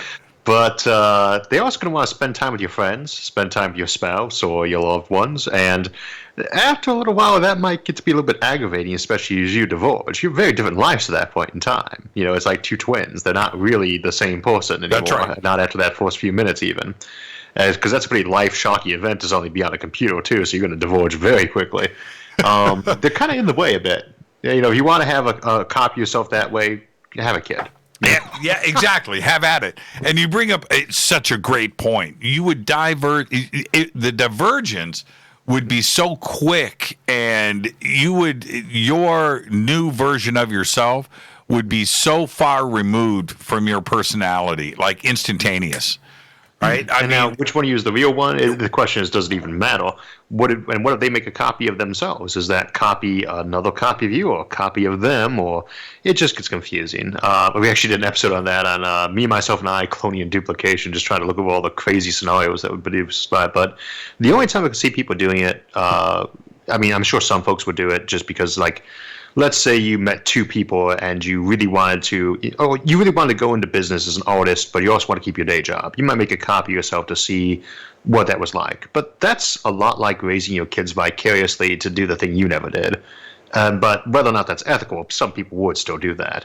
They might do it for colonizing planets too, because those are so divergent at that point in time, those personalities separated by light years, that who cares? You could send the same team of 1,000 people to 1 million different solar systems, their copies, and it'd still all be different.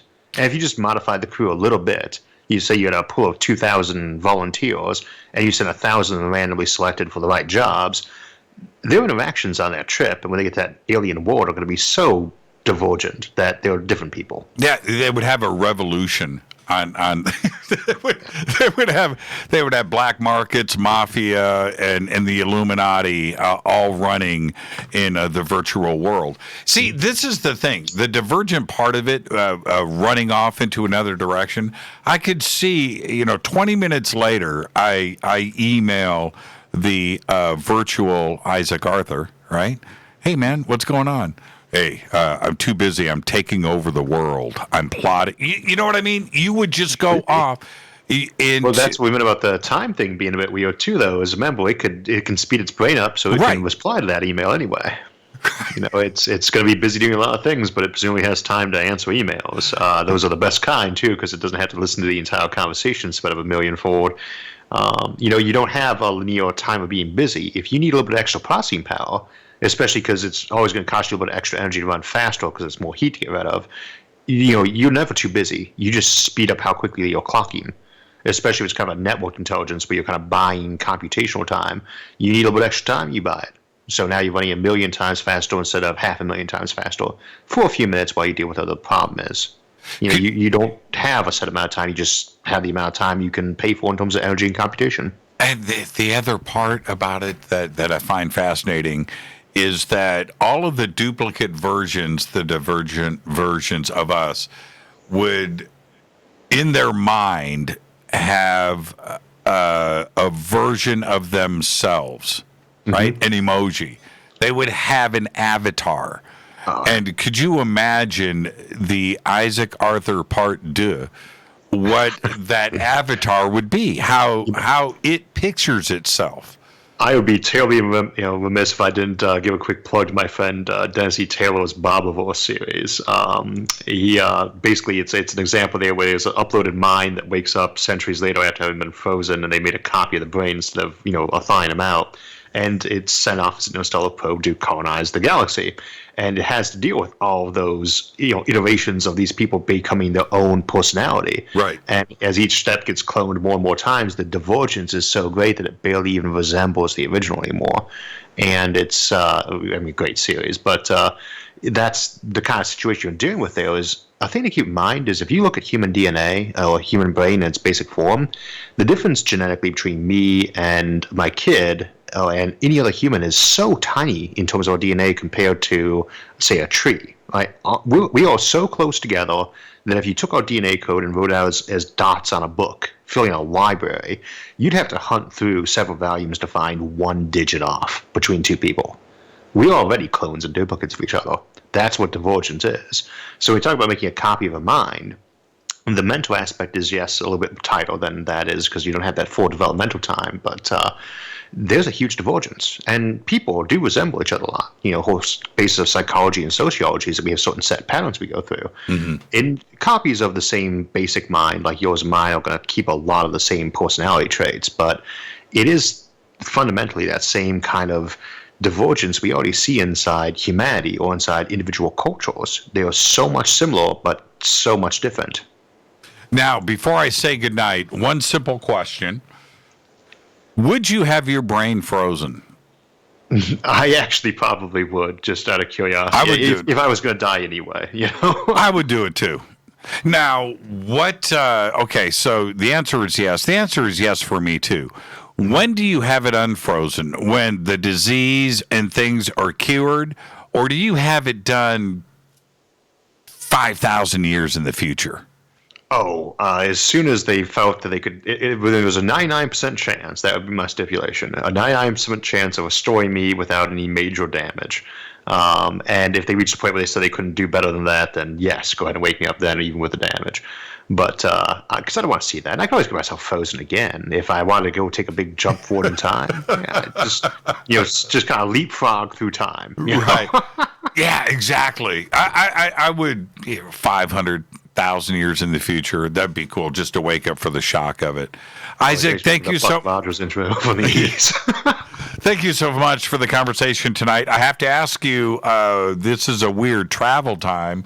What does that do for your honeymoon? Well, we are going to a fairly remote place to begin with, so we'll be able to engage in social isolation there, and just we're looking mostly to rest up anyway because it's been so busy the last month or two. So hopefully with minimal problems, but we will see. Well, not always accommodates chaos, even outside of cases like this. There's always something that comes up. So, you're going to fly? Are you? Oh, no. We're staying close enough in case we have to respond to an emergency, but we'll be traveling a little bit, just by call. That's what I'm talking about. So you are going to be able to have a little honeymoon. Yeah, at least we hope so. And we'll just accommodate whatever chaos comes up with that. Congratulations, man. Thank you for the conversation tonight, Isaac. I look forward to doing it again very soon. Always glad to be on, Jimmy. Thanks for having me. You're the best. Isaac Arthur went pole to pole. Thank you, Isaac. And I am going to run credits and get out of here. I want to remind everybody, it's very simple. You need to go to Isaac's YouTube channel and just head to isaacarthur.net. And right now, you have nothing to do The best thing for you to do is get your Learn On. Go to isaacarthur.net and his YouTube channel, which is one of the best. It is the reason to have the internet, is right there for you. And if you need to go and search for it, it's called Science and Futurism with Isaac Arthur right there on YouTube. With that, I'm going to get out of here. I want to remind everybody what's going on tomorrow right here. Dr. Manu Seisvede is here. We're going to be talking about lost history and the ancient technology of the Egyptians. The who, what, when, where, and why. Who built the pyramids. We're going to do all of that tomorrow night. I am your host, Jimmy Church. Faded Black's executive producer is Rita Camarion. Show's produced by Hill J. Palm, Renee, Dennis, and Kevin. Announcers are Steve Harder, Gene Vitoa, Mark D. Kovar. Webmaster is Drew the Geek. Music, Doug Aldrich. Intro, Spaceboy, spaceboymusic.com. Faded Black is produced by KJCR for the Game Changer Network, and syndication is KGRA, The Planet. This broadcast owned and copyrighted 2020 by Faded Black and the Game Changer Network, Inc. It cannot be rebroadcast, downloaded, copied, or used anywhere in the known universe without written permission from Faded Black or the Game Changer Network. I'm your host, Jimmy Church. Very special thanks to Isaac Arthur. I'll see everybody tomorrow night. Until then, be safe. Go Beckley Tepe.